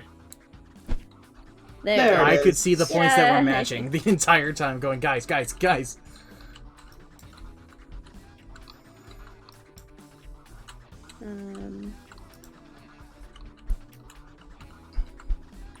Oh, why did my music pause? Okay.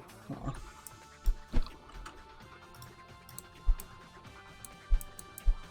I can move them up there because they're about similar.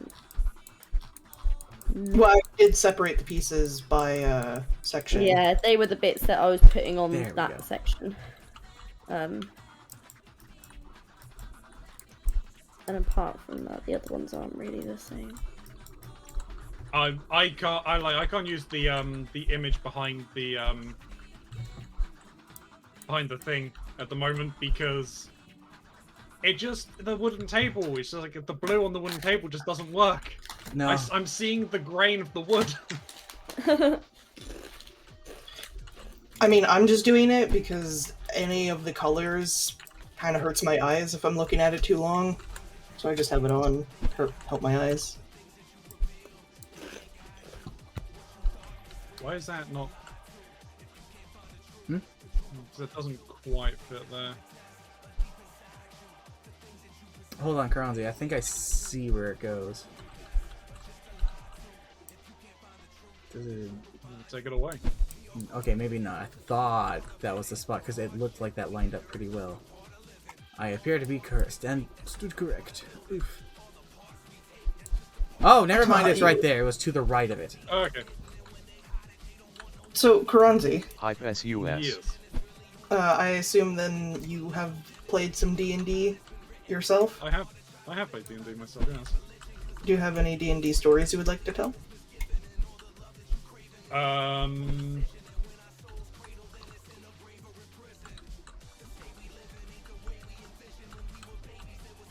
Not really, no. Oh. There was never really any memorable thing. I got like, yeah, oh no. Well, we have one player, he was playing a druid who was kind of rubbing the wrong way with the rest of the group. Oh no. Not really intentionally. It just kind of happened that that's how things kind of played out. But we ended up going through this kind of underground mushroom grove and over a ravine. I can't remember which one of us done it. I think it was we all had a hand in basically his untimely death, in that we all ended up pushing him. Oh no. Yeah, it's like a Julius Caesar kind of moment. Et tu, Brutus? Oh no. Yeah. What were any of you specifically his Brutus? I think it was actually me. Oh no. I think it was purely by accident as well, but I think I'd like nudged someone and they ended up bumping into him and he went over the ravine. We were arguing about we ended up with it was arguing about where the group was heading, because our alignment was naturally changing. I think at this point to get to a wizard that was causing problems, we had sold our souls and basically sold them to a devil, and he'd taken our hearts. And basically had them in boxes and everything. And periodically this devil would give us messages of things to do. One person who didn't do that, who stayed behind, got it worse, and we think that he ended up basically having his body replaced by a demon. Oh my god. Oh jeez. And it was this guy that we ended up kicking off got kicked off the cliff in the end. Of which then he ended up making a rather annoying paladin. Like lawful stupid paladin, or yeah. Well, I wouldn't say lawful stupid, but definitely lawful. In that he was like, "Oh, I am paladin. I am faith. You cannot sway me." Kind of. That's stupid. Kind of paladin. That's kind of the thing with them, is that we all had. My characters always tried to, okay, let's try and make them work with the group and their ideals. Mm-hmm. All of the other ones, all of them were all hard set on their ideals. No, they weren't meshing with each other, as it were. Like, a tip I got from trying to set up my own campaigns and everything like that was, you don't want all of the characters to know each other, but you want them to have commonality between a few of the party members. So like, if you're running a group of 5 players, you'd want each player to have a connection in some way to 2 other players. yeah. That wasn't happening with our group. There was no connectivity. There was no real common thread. We were all in a tavern at the same time. Oh god, just tavern started. You're in a tavern, cool. Converse. Yeah. Well, the God! we was yeah. We were all there, and it was all kind of oh yeah, you're all now conscripted because you're all here and there's a problem going on.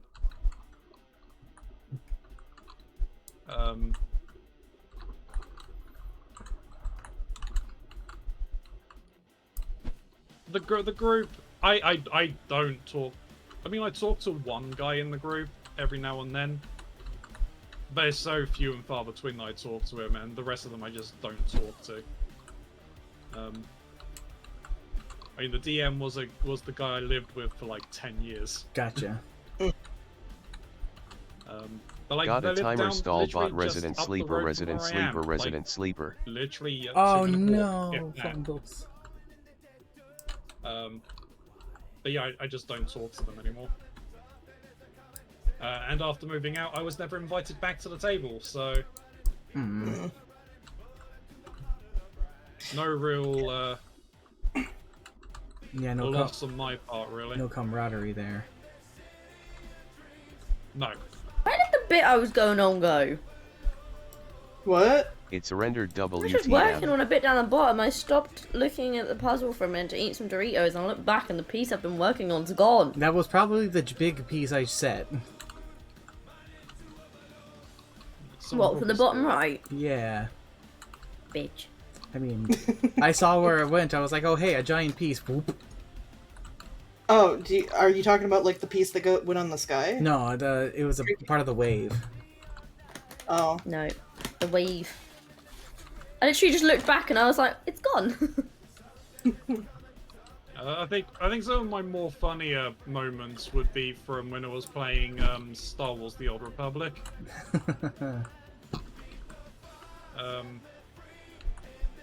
A friend of mine was playing with me and my mods. Obviously, this was years ago, but he had a habit of like chasing characters around, and we were kind of pseudo role playing, I guess. Sword Soul and Silver resident And sleeper. to get rid of the guy and stop him chasing him, my friend decided to jump off of a platform and into a hole to his death. And Aw. my friend, without even realizing, Flawless logic. just followed suit. like lemmings. Yeah. Uh, Oh, it was perfect. dead players. What do dead players do? Do they just have to, like, hang out whilst you still play? So there's options you can have. One is the player can like not show up to the session for as long as they need to if they needed like an out from the campaign. Depending on how fast the other players could resurrect them, they can just wait around a little bit. Or if there is no intention to bring the character back, they just make a new character. Right. I see. Yeah. So you could still like play. You could play multiple characters in the same campaign. as Yep, well. you could play multiple characters at the same time too. Boy, it gets messy. Right. Okay, that makes sense. You could. A campaign that we're currently playing, which we just call MR, short for Molten Rose. It's centered around a guild, and in that guild we have multiple different player characters and multiple NPCs, and we can pick and choose what character we want to play for a mission and what NPCs we want to bring along with us. Oh, that's cool. Yeah, so in that campaign, I only have 2 characters, because for the longest while I only had the one, and then I decided to add in another when I realized, hey, I could throw this guy in here. And that would be, my characters are Q and Tomb. Q is a demigod wild magic sorcerer, and Tomb is a mastermind rogue. I like your funny words, Magic Man. Yes. Oh, I have played. I was is it playing this World of- windowed, I've just realised. I was like, why am I World of squinting so hard to Darkness? see? What were you saying, Keronzi? I've played World of Darkness. Oh. Mm. I've never played that myself, but I am aware of it.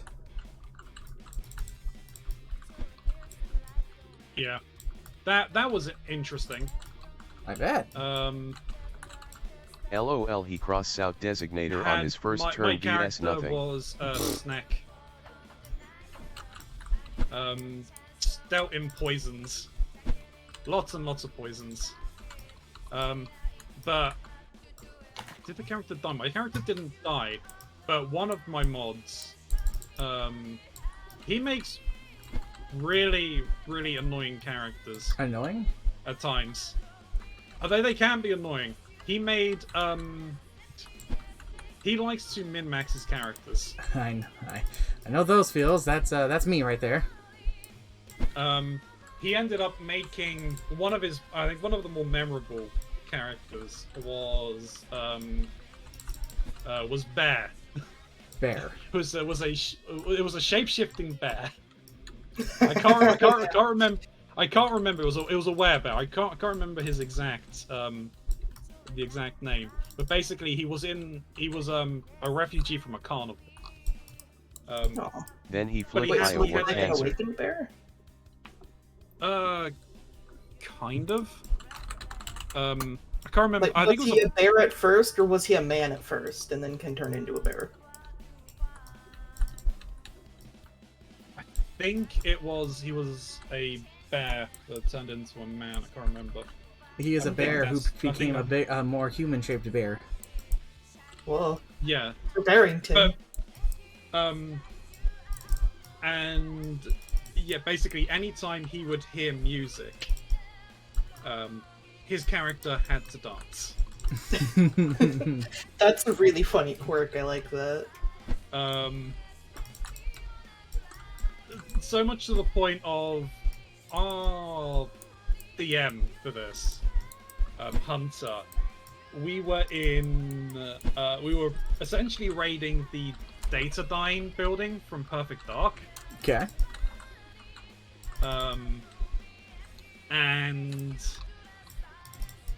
Yeah, music started playing.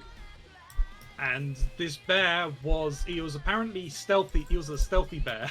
Sneaky bear. He was stealth. Sneaky bear. But he was Russian as a bear is stealthy. I was like, okay, sure. He just goes like full bear mode, primal bear mode, and just becomes massive inside of the Datadyne elevators. It was terrible. It wasn't good. All right. Sounds funny though. But the one that I had more interaction with was whenever I was introduced, when my snake was in. We ended up fighting. Have you played Resident Evil 5? I have played all of them. Do you remember Irvin from 5? You're starting to make me look bad. I'm a businessman with standards. Yeah. Yeah, we were basically chasing him now. You're chasing Irving. in this campaign. But at one point, we were going into the water. Now, obviously, being a snake, I was able to go into water perfectly fine. But he was playing a demon. But he was also, I think he was, he was half groundskeeper Willie, half Armstrong from Metal Gear? No, FMAB. Ah, I love Oh, Armstrong. that Armstrong. Yeah. Okay. That's the first one I think of. I think of Senator Armstrong. Oh, from Revengeance. Yes, I think of him. And his amazing speech. Nanomachine, son! I haven't played that game. I need to. Oh my god, it's great. I also do. I'm gonna make you play that at some point. I know. But yeah, that was his demon character. And like he had like fists that would basically eat anything if it punched them. Alright. Oh, I'm familiar with things like that. Looks at me. Yeah. His character couldn't swim. Oh no! But his character was dumb as rocks. Oh, I love that. And basically just jumped into the water to You try love a and himbo. save people from a submarine that was kind of capsized and sinking. So he's We thinking, love a I'll go hippo. down there and punch my way into the submarine to get them out. It's like, okay, great, but you can't swim. Ah, it's fine. Like, no, it's not. So like, being a snake, and I can go into like an anaconda mode, like giant sea serpent. I swam down to try and get him, but because he was blinded and in the water, couldn't see, didn't know what was going on, suddenly a snake was wrapping around him. Panic mode sets in. Panic sets in, and he just started wailing on me and took a giant chunk out of me.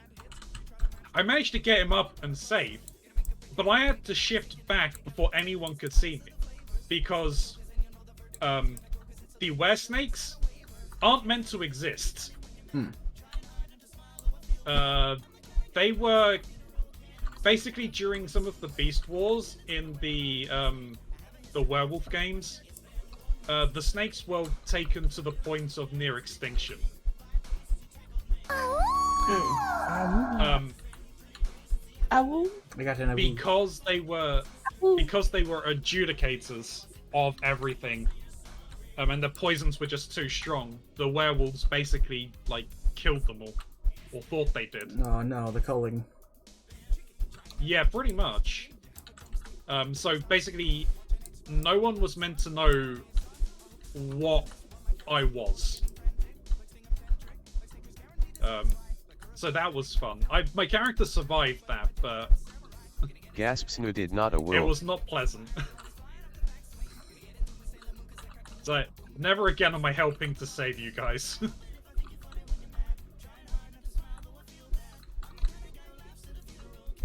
Can you like make a character be basically like anything, or are there like?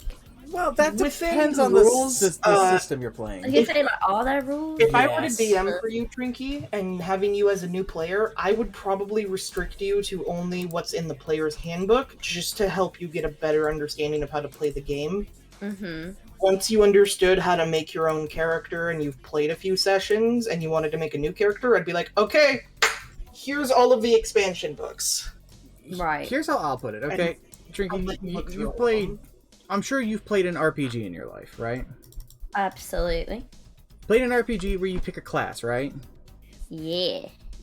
And you get to make your character and you get to put stuff into them, and the things that you put into your character make you different than somebody else who would choose that same class, right? Yeah. Okay. At its core, that's how D&D functions. As far as a game, okay? As far as a character goes, sky is the limit. Right. So if you wanted to make a character who fundamentally as a game is a roguish character, so they sneak around, they stab people, you can do that. Here's your abilities, here's what you do for your rolling. Okay? Who that character is up to you. I just hope you're happy with your decision. Okay. So if we did this and it's just like, all right, what kind of character do you want to make? Oh, you know what? Here, I'll give you a good example. Because we were talking about succubuses earlier, right? Yeah. I have made Can I be a succubus? Technically, yes. Ooh. Are you going to talk about Shadow Jago? No, I'm not going to talk about Shadow Jago. I'm going to talk about a different thing. So, I have claimed ownership of a character concept. Because it was a thing me and that guy came up with, and then they never did anything with it, so I'm like, fuck it, it's mine now. Who is a succubus that doesn't survive off of life essence. They're a succubus of pop culture. I see. They don't survive off of the fuck and stealing people's life essence and stuff like that. No, they feed Off of the fuck. off of things like music and video games and TV shows and stuff like that. And their rules are that they can't consume the same thing twice to be sustained. So they Right. are constantly seeking new things out there, from new movies to new music and to what have you. And they will literally starve to death if they are surrounded by the same thing for too long, or completely like in a sensory deprivation thing. Right. It's basically they can't binge watch shows. They can, but it'd be like eating a giant meal. They also don't like things like remakes and stuff like that because it's stale. It's not that it is it's not as sustaining as the original. It's just stale. I see. And things like that. And that's just a different interpretation of a kind of character that I came up with. If you come up with something that you think is really neat, at the end of the day, talk with your DM about it, see if you can come up with something. Like, so long as you and your DM are friendly with each other about it, I'm sure that you'll be able to pretty much do anything. Mm-hmm. As long as it doesn't break the rules. Yeah. Like, I as a DM always advocate for flavor text is whatever the fuck you want, so long as it doesn't change the gameplay. Mm-hmm. Mm-hmm. How you cast your spell is however you want to cast your spell, but at the end of the day, the requirements for your spell casting are the same. Yeah. Yeah, I think my snack wasn't the villain. Wasn't a good guy though either. Yeah, that's fine. And that's fine. Characters like that are completely valid. Yeah. There are campaigns that people will make that are centered entirely around being evil and playing evil characters. Oh, I wasn't an evil character. I just wasn't completely on the side of the rest of the players. Yeah, but I'm still saying like, that's still Yeah. a thing that happens, is people will make evil campaigns to play evil characters. Yeah. So playing anti-heroes or not very good heroes or, just not good characters, that's fine. Like, that's completely a choice. Just respect. So why does alliance matter then? Are you talking Why about do what? alignment? Yeah, alignment. Okay, that's a... So they were a bigger thing in older versions of D&D. In newer versions, they're not as important, but they still relatively categorize your character. Right. I am completely against the idea of a thing that was a problem before, and technically still is a problem now with some DMs, where it's like, you can't do that, that goes against your alignment. Which isn't what alignments represent. An alignment is more like your general decision and your general attitude towards things. Situational stuff comes up. Like, remember the baby goblin question. Just because you decide to make one bad decision does not mean a complete and total change to your alignment. If you keep making that decision, that's where the problem lies. Yeah. And the other thing with, like, the alignment chart is it basically helps you define a character as well, because it's sort of just a general encompassment of their morals. Yeah. So a lawful good character wants to not necessarily follow the law, but they will follow, like, codes and rules so long as they think that those are for the ultimate good of themselves, others, and society in general. Okay. Whereas someone who's like a chaotic good says, it doesn't matter if I break the rules, so long as it's still helping people. Mm-hmm. Where somebody who's lawful evil goes, the laws are meant to support me in my endeavors, and they will do everything within their power to bend everything for them, but never truly breaking things. I like to think of lawful evil characters as lawyers. Well, because that's basically how you would be able to run a lawful evil character is, yeah, it sure is kind of fucked up I did that, It's a real shame. but no law or rule says I can't. You're right, slavery is bad. It's a real shame slavery's legal where we're currently standing. Yeah, okay, I get it.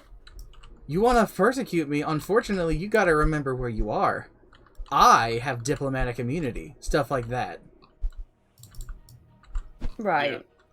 They're They're like, they need to know the rules quite well. Oh, yes, they do. I have a tendency of making neutral good to neutral characters. I generally just say, okay, this is what they're meant to be, and then just play them however, and then like, oh, I'm doing this, okay, well, yeah, we'll just amend it, whatever. After I first... Yeah, and that's completely fine, too. After I first found out that a paladin can have their powers taken away from them from certain alignment changes in old D&D and such, I came to grow a great disdain for the alignment system in general. I've also been on the receiving end of that by doing something that was good but ended up being lied and deceived to about, and yet I was the one at fault, apparently, at the end of the day, and ended up losing all abilities in the middle of a fucking dungeon. Which is bullshit, in my opinion. If the DM tricks the player and then goes, okay, you got tricked, haha, I'm gonna take away your shit, that DM sucks.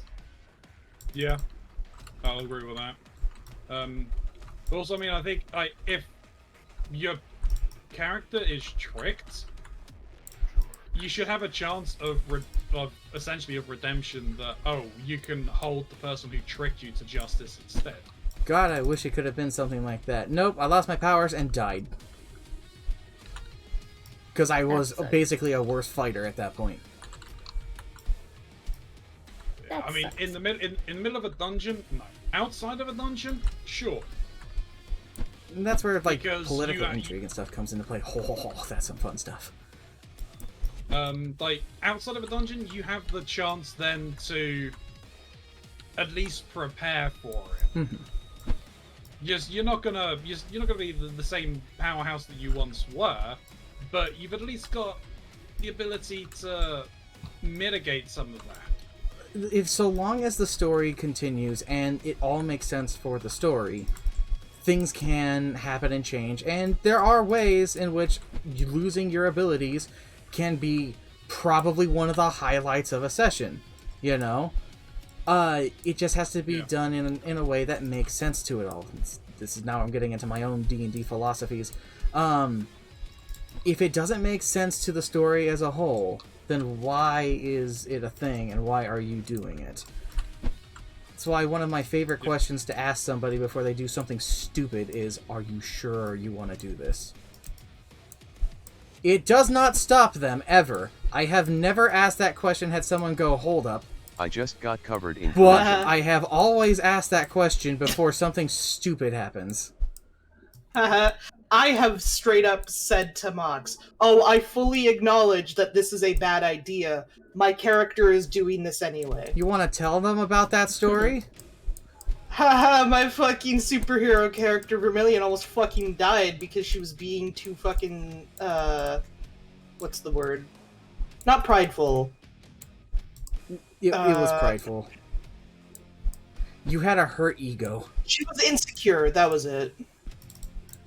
She was being too insecure about her power set because a new character had shown up, and immediately was a lot better at being a superhero than she was, because their power set is a lot stronger than hers. So, she decided to in the middle of this dungeon, where... I love how you say dungeon with a superhero setting. Yeah, well, gameplay-wise, it's a dungeon. Yeah. Technically, it was an old laboratory. But I have difficulty describing it. Think of... You guys ever watch the original Resident Evil movie with Mila Jovovich in them? Yes. Parts of it, yeah. You know the nest? The Hive. The Hive, yeah. It was the Hive. The underground cone laboratory with the offices and stuff. That's what it was. Yeah. Right. Yeah. So it was basically that. And you know those mancoons that Cameron Mox mentioned earlier? didn't go into details about? That you didn't go into details about? Well, he basically made his own version of mancoons, except they were man-rats. And I also gave them basically the Wolverine chrome dip. Yeah. And we had run into a few of these. We had defeated them pretty easily. And at the end of a fight with, like, a pack of them or whatever, I don't know if this is when they first showed up or not. It was. Okay, so these things had just shown up for the first time. And was it just one of them was running away? One of them was running away. And I didn't really do much. Not only had I been having trouble with rolling with this character for a little while, this was also the session that Shy Guy's character had first shown up in this campaign. And they immediately pointed out my secret identity to me. They joined along with us on this mission, and they were defeating enemies much better than I was. So my character, being kind of a little bitch and overly sensitive about the situation and worried that she was going to be replaced as Chalk's character as their partner in this superhero setting, decides, I'm gonna go after the one that's running away. Mind you, the man rat scurried into a tiny hole that was just barely big enough for it to squeeze through. And I decided to fly in there and try to chase after it and shoot it with my laser powers. A range-based character going up close and personal. In a small, confined space. It didn't go well, because that tunnel it ran into was basically a dead end. So you have a cornered animal that's getting attacked and now has no choice but to turn around and try and fight back. It beat the shit out of me. Because of the nature of how this particular game system we were playing works, if you get knocked unconscious or so, you don't immediately start dying. It's the damage that you take afterwards, because it takes basically after superhero logic, okay? So, yeah. When this thing basically tore them a new one, they were fine. Until it kept going, because it couldn't recognize that the person was done. Because it was a scared, cornered animal. Thankfully, the rest of the team came in to rescue them. Now, I'd love to say that this is where the end of the story is, where it's alright, you've been rescued by your friends, don't do silly stuff like that again, but no. Except it wasn't, because I decided to open my big fat dumb mouth and ask a stupid cursed question that Mox hates. I hate this question, but are my clothes still intact? Because I just had, the nylon superhero clothing, and I was like, how fucked up did that get? And he's like, you know what? High or low, and I'm gonna roll a D100. Haha, this is fun. And I think I guessed high. You got a 1. And you rolled a 1 on a D100. That's savage. I was naked. I was naked. I hate that question. That's it savage. comes up so often, and every time it does, that's what happens. It's really funny. I have been the curse of my own victim of this same goddamn thing XD. with Kedia. Yeah. Anytime stuff like that happens, I just okay. If the DM wants it to be that way, they can tell me. Otherwise, everything's fine. Everything's fine. I don't assume anything like that. I don't care about that. You're the one who asked me the question. I have to give you an answer. It's literally us, the players, ask that stupid fucking question, and he has to answer it because, well, we asked it and we wanted to know. I mean, if something happened, if I had a powerful piece of clothing or something, and something happens where generally, yeah, it would be damaged or destroyed, I'd ask, like, hey, is this okay? Because no, I was just asking about my normal day clothes. Yeah, no, that is like, I would expect in that kind of situation, yeah, they're probably be a bit torn up. A bit battle damaged, yeah. Yeah. Still, the funny ha-has. The funny ha-has. So my own example of this, I don't know who asked the question. I think it was you, me. Actually. It was me. It's always you, now I think about it. It's always me. It's me or Sky. Yeah, but one of you were just like, hey, how big are Kedia's Bahanagahoogs? Because this was a campaign that was mostly whammon. Mostly whammon. I was like, I don't know, I don't really care. Well, are they bigger than mine? Because my character's titties had been joked into being E-cups, and I've just accepted that's just how big her fucking titties are by now. So I was like, I don't know what to think of it. And then I got pressured by everyone. I was like, fine, fuck it. Here's how we're gonna do this. I'm gonna take a die. I pulled out a D6, like the one that's currently in my hand that you can't see. I was like, all right, I'm gonna roll this. If it's a 1 to 2, it's smaller. If it's 3 to 4, it's the same size. If it's a 5 or 6, it's bigger. Got a fucking 6. So now Kidia is transfer student that shows up and's got even bigger Banhanika hoogs. Big titty bitch. Yep, She do got the big titty. she do got the big tibby. You broke her house. I did, and I tried to lie about it. You did. You. That it's so funny that you tried to lie about it too, because. Okay. Kedia lived in basically like a, you know the Three Little Pigs? Yeah. She lived in like a straw house she made herself, but it was made out of random scrap.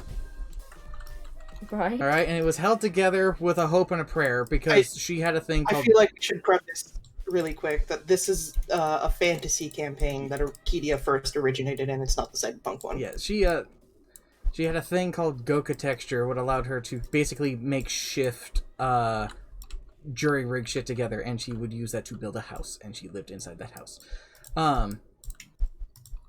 And so it was not really well held together. Something happened in this particular day. I don't remember the exact detail of what caused you to be so angry. I was really mad, and I needed to ask her a question because I either accused her of something, or there was something she knew of, or I needed from her. I don't remember, but I was banging on the fucking door. And you kept banging as hard as you could. And if you hadn't said you were banging as hard as you could, I wouldn't have cared. But this thing was held together without hope and a prayer. So I was like... And the problem is, I had a really high strength for this character. Uh-huh. It's like, okay. You're really doing that, huh? Yeah, okay. Give me a strength roll. And I mean, yeah, she wasn't thinking about it. She was angry. Got the highest roll you really could have without critting. Because you didn't crit. I remember that. Yeah. Bang, bang, bang, and the entire house collapsed. I was no longer angry. She was inside the house sleeping.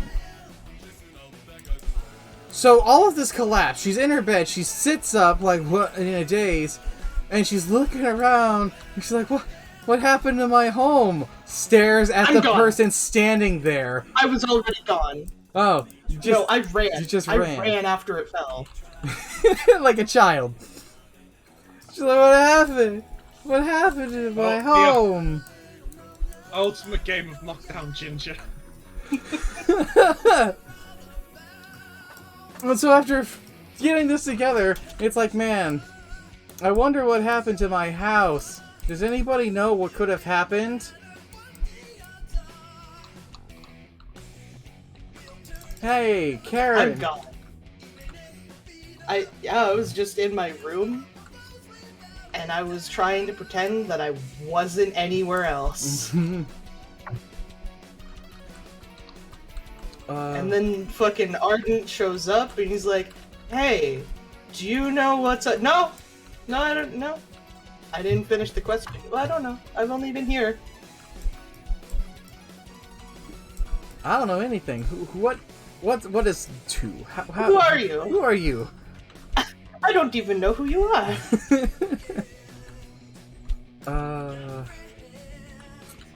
Oops, sorry.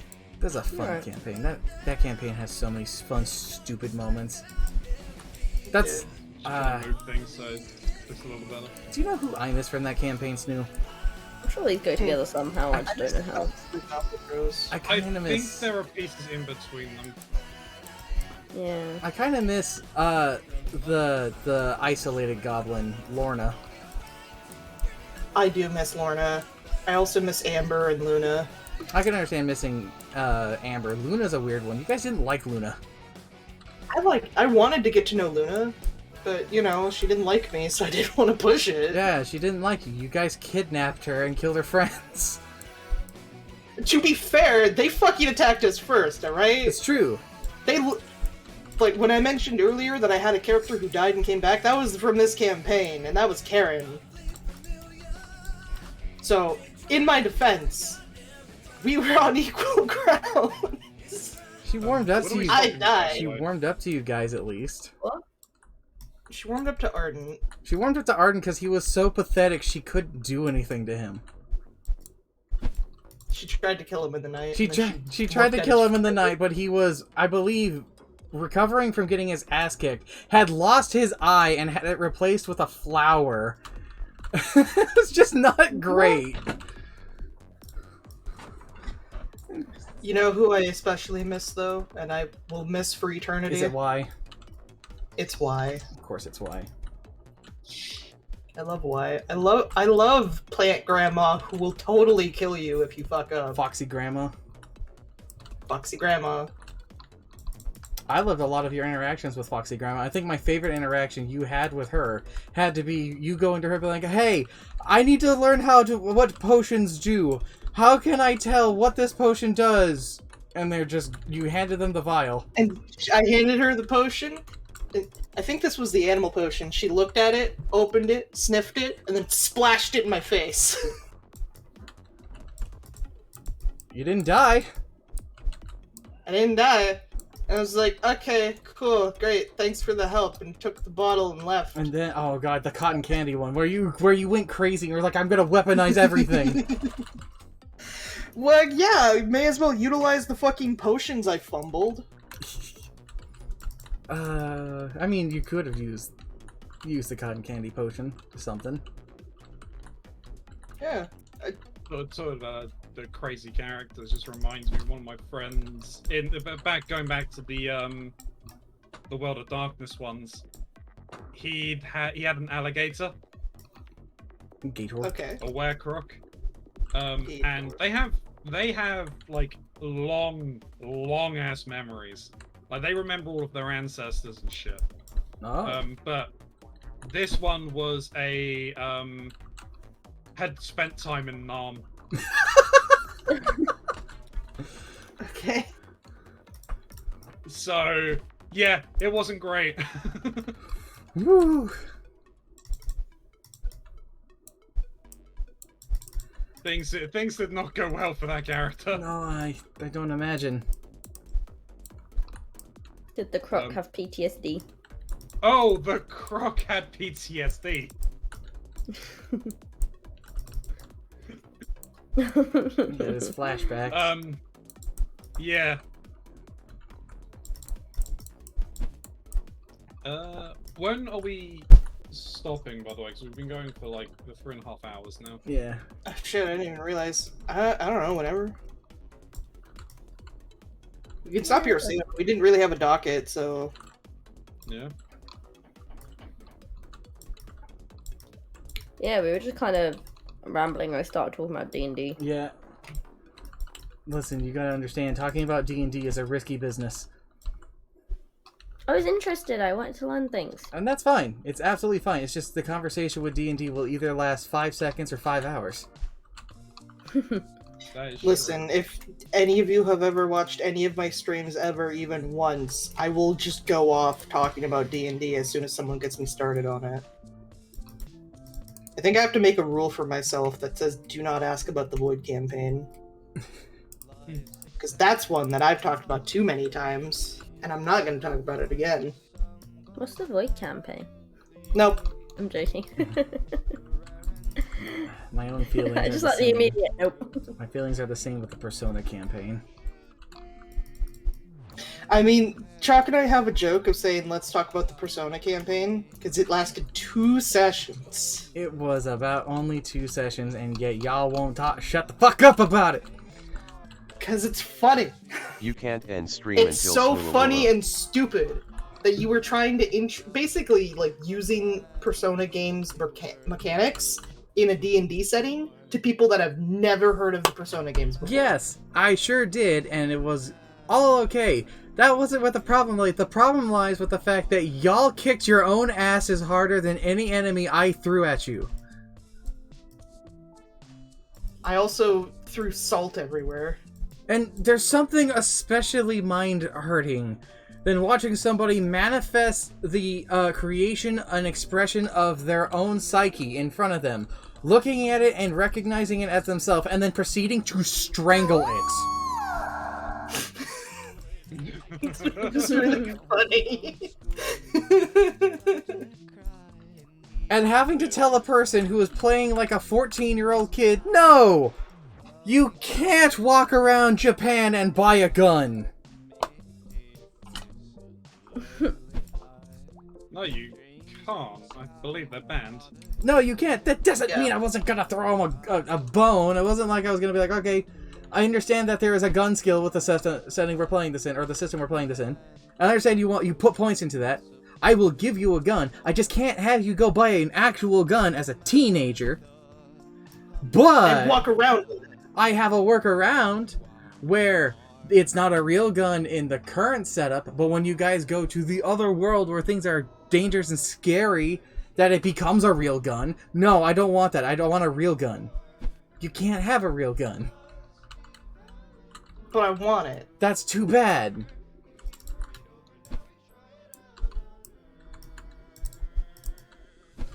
Or you throwing salt at everything. Yeah.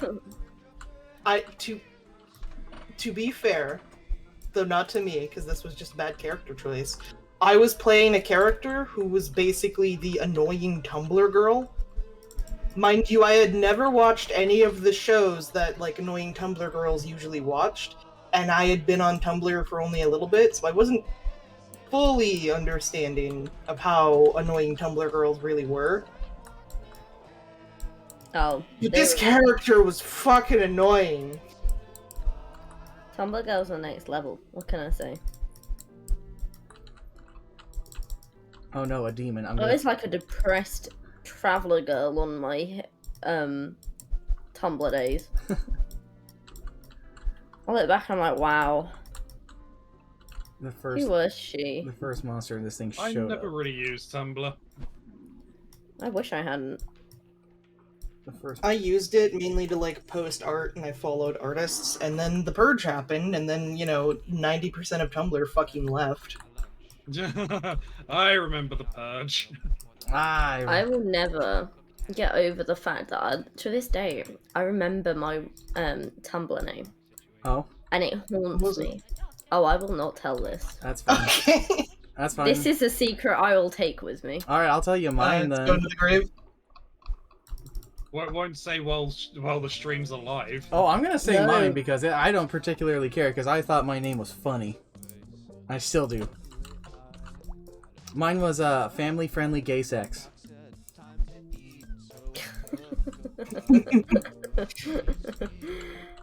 Well, that wasn't the name, that was the title you had on your blog. That's true, but that's also what people knew me as. Yeah, family-friendly gay sex. Uh-huh. And no, there was no Oh, family-friendly so gay good. sex on there. No, That's it's pretty just normal spectacular. stuff. Let's see. The last thing you ever reblogged was a screenshot of an Instagram post that says, "Since you have read this, you will be told good news tonight. If you don't repost this, your worst week starts now." Sounds about right. You've got to repost that now, Snoo. And then someone says, "My worst week already fucking started." And then the thing before that is some pretty bugs. They're moths though, so Trinky wouldn't like it. No. You don't like moths. I No, know she we've doesn't like discussed moths. this. I know we've No. discussed this, but moths are friends. No, they're not. No. Yeah, my Tumblr is Did you the see same. the moth attack me on thing stream everywhere. yesterday? I did watch that. You were with me. You were on stream with me. I was. I also watched the clip. Oh, look, You could see the moth in the clip. Trinky, that's not the first time it's happened, though. Oh, absolutely not. This is Moth Hunters Season 2. I mean, I remember back in the day, like, last year it happening to you. Yeah, last year it happened all the time. It was awful. It was horrific. Oh my. Sorry you had to go through such trauma. It's awful. I remember going to the zoo with a group of people that are no longer my friends. Mhm. And it was Yeah. one of their birthdays, and they made me go in the butterfly enclosure. But Yeah, that's super fun. Like, even if it was my birthday, Oh. if I wanted to go see the butterflies, I wouldn't make someone who's fucking scared of butterflies, who is my friend, have to go through that, because that's fucked up and mean. I think we had this discussion. Are they really your friend if they made you do that? Well, they're not anymore. So I guess the question was no. They were not. But yeah, that was traumatic. I'm gonna make a request. If we would maybe kindly stop here very soon because I'm fucking melting. Sure. Yeah, no, that's cool. Is it very hot where you I mean, guys if Snoo, why don't you come in I'm here? gonna sort. Snoo, why don't you come in here? No, I'm gonna sort by section though. No, Snoo, come in here. Please, feel the heat. No. No! Yes! All my bits! Use your bits back, Trinky. Thank you. I don't even know where my bits go. Haha, while Trinky wasn't looking, I stole one of her giant pieces and put it on the floor. Did you? I did. He keeps doing that. You're taking my glory. And I said it.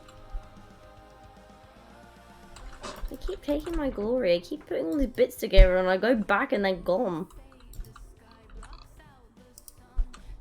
Mox, you piece of shit.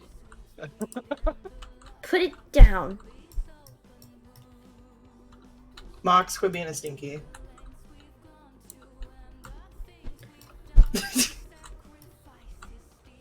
I'm taking it. Alright, We're I'm at gonna we're at move the 68%. pieces over. Nice. Chris? Okay, one more. We need to get to 69. I can't work out where this goes. Does that not go? No, it doesn't go in there. I can't. It'll in go there. up here somewhere. It's just the answer to somewhere. It's gotta go around here somewhere. There's nowhere else it could Oh, go. I think It went there. Are we up to 69? And we're at 70. No! Sorry, guys. Oh, there's too many! I puzzled too hard. Alright, puzzle quit. Deletes yeah. the puzzle.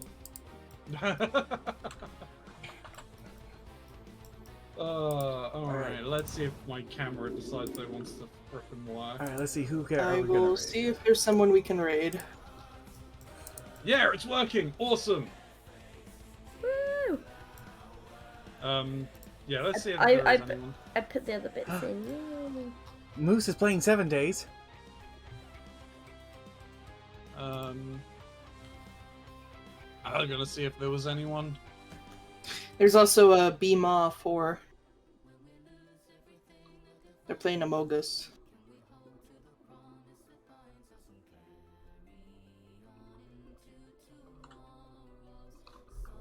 Keronzi, do you have somebody that you would like to raid?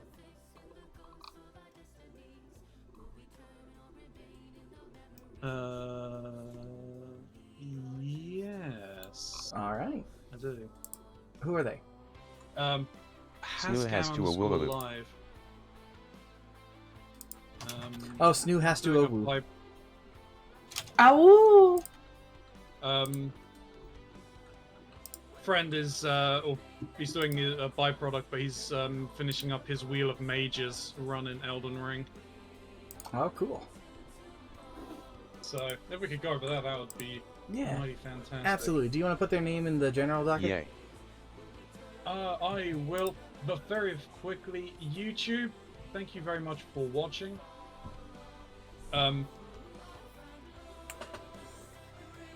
Yeah, like, comment, subscribe, all of that fun stuff really helps out, makes you all majestic people. You know, all of that fun stuff. And we will catch you again soon, so take care, YouTube. Yeah. I hope everybody stays safe, stays hydrated, and remembers to wash your hands. I put it in the thing. Yep, yep. So thank you to our moderation team tonight. If it wasn't for you guys, well, this stream would not run as smoothly as it does. Obviously, all that fun stuff. Cthulhu, he's still hiding. You want to help get it easier to find him? Let's get a 750 followers. And I will reduce that number. As I said, we're going to go and say hi to the Hasgams.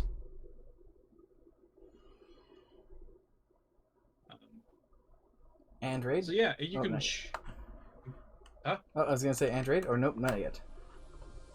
Oh no, go for it. I will be there momentarily. What? Obviously, if you can join us for this raid, that would be mighty fantastic. You can copy and paste Keronzi and the Broken Massacre raid has arrived with things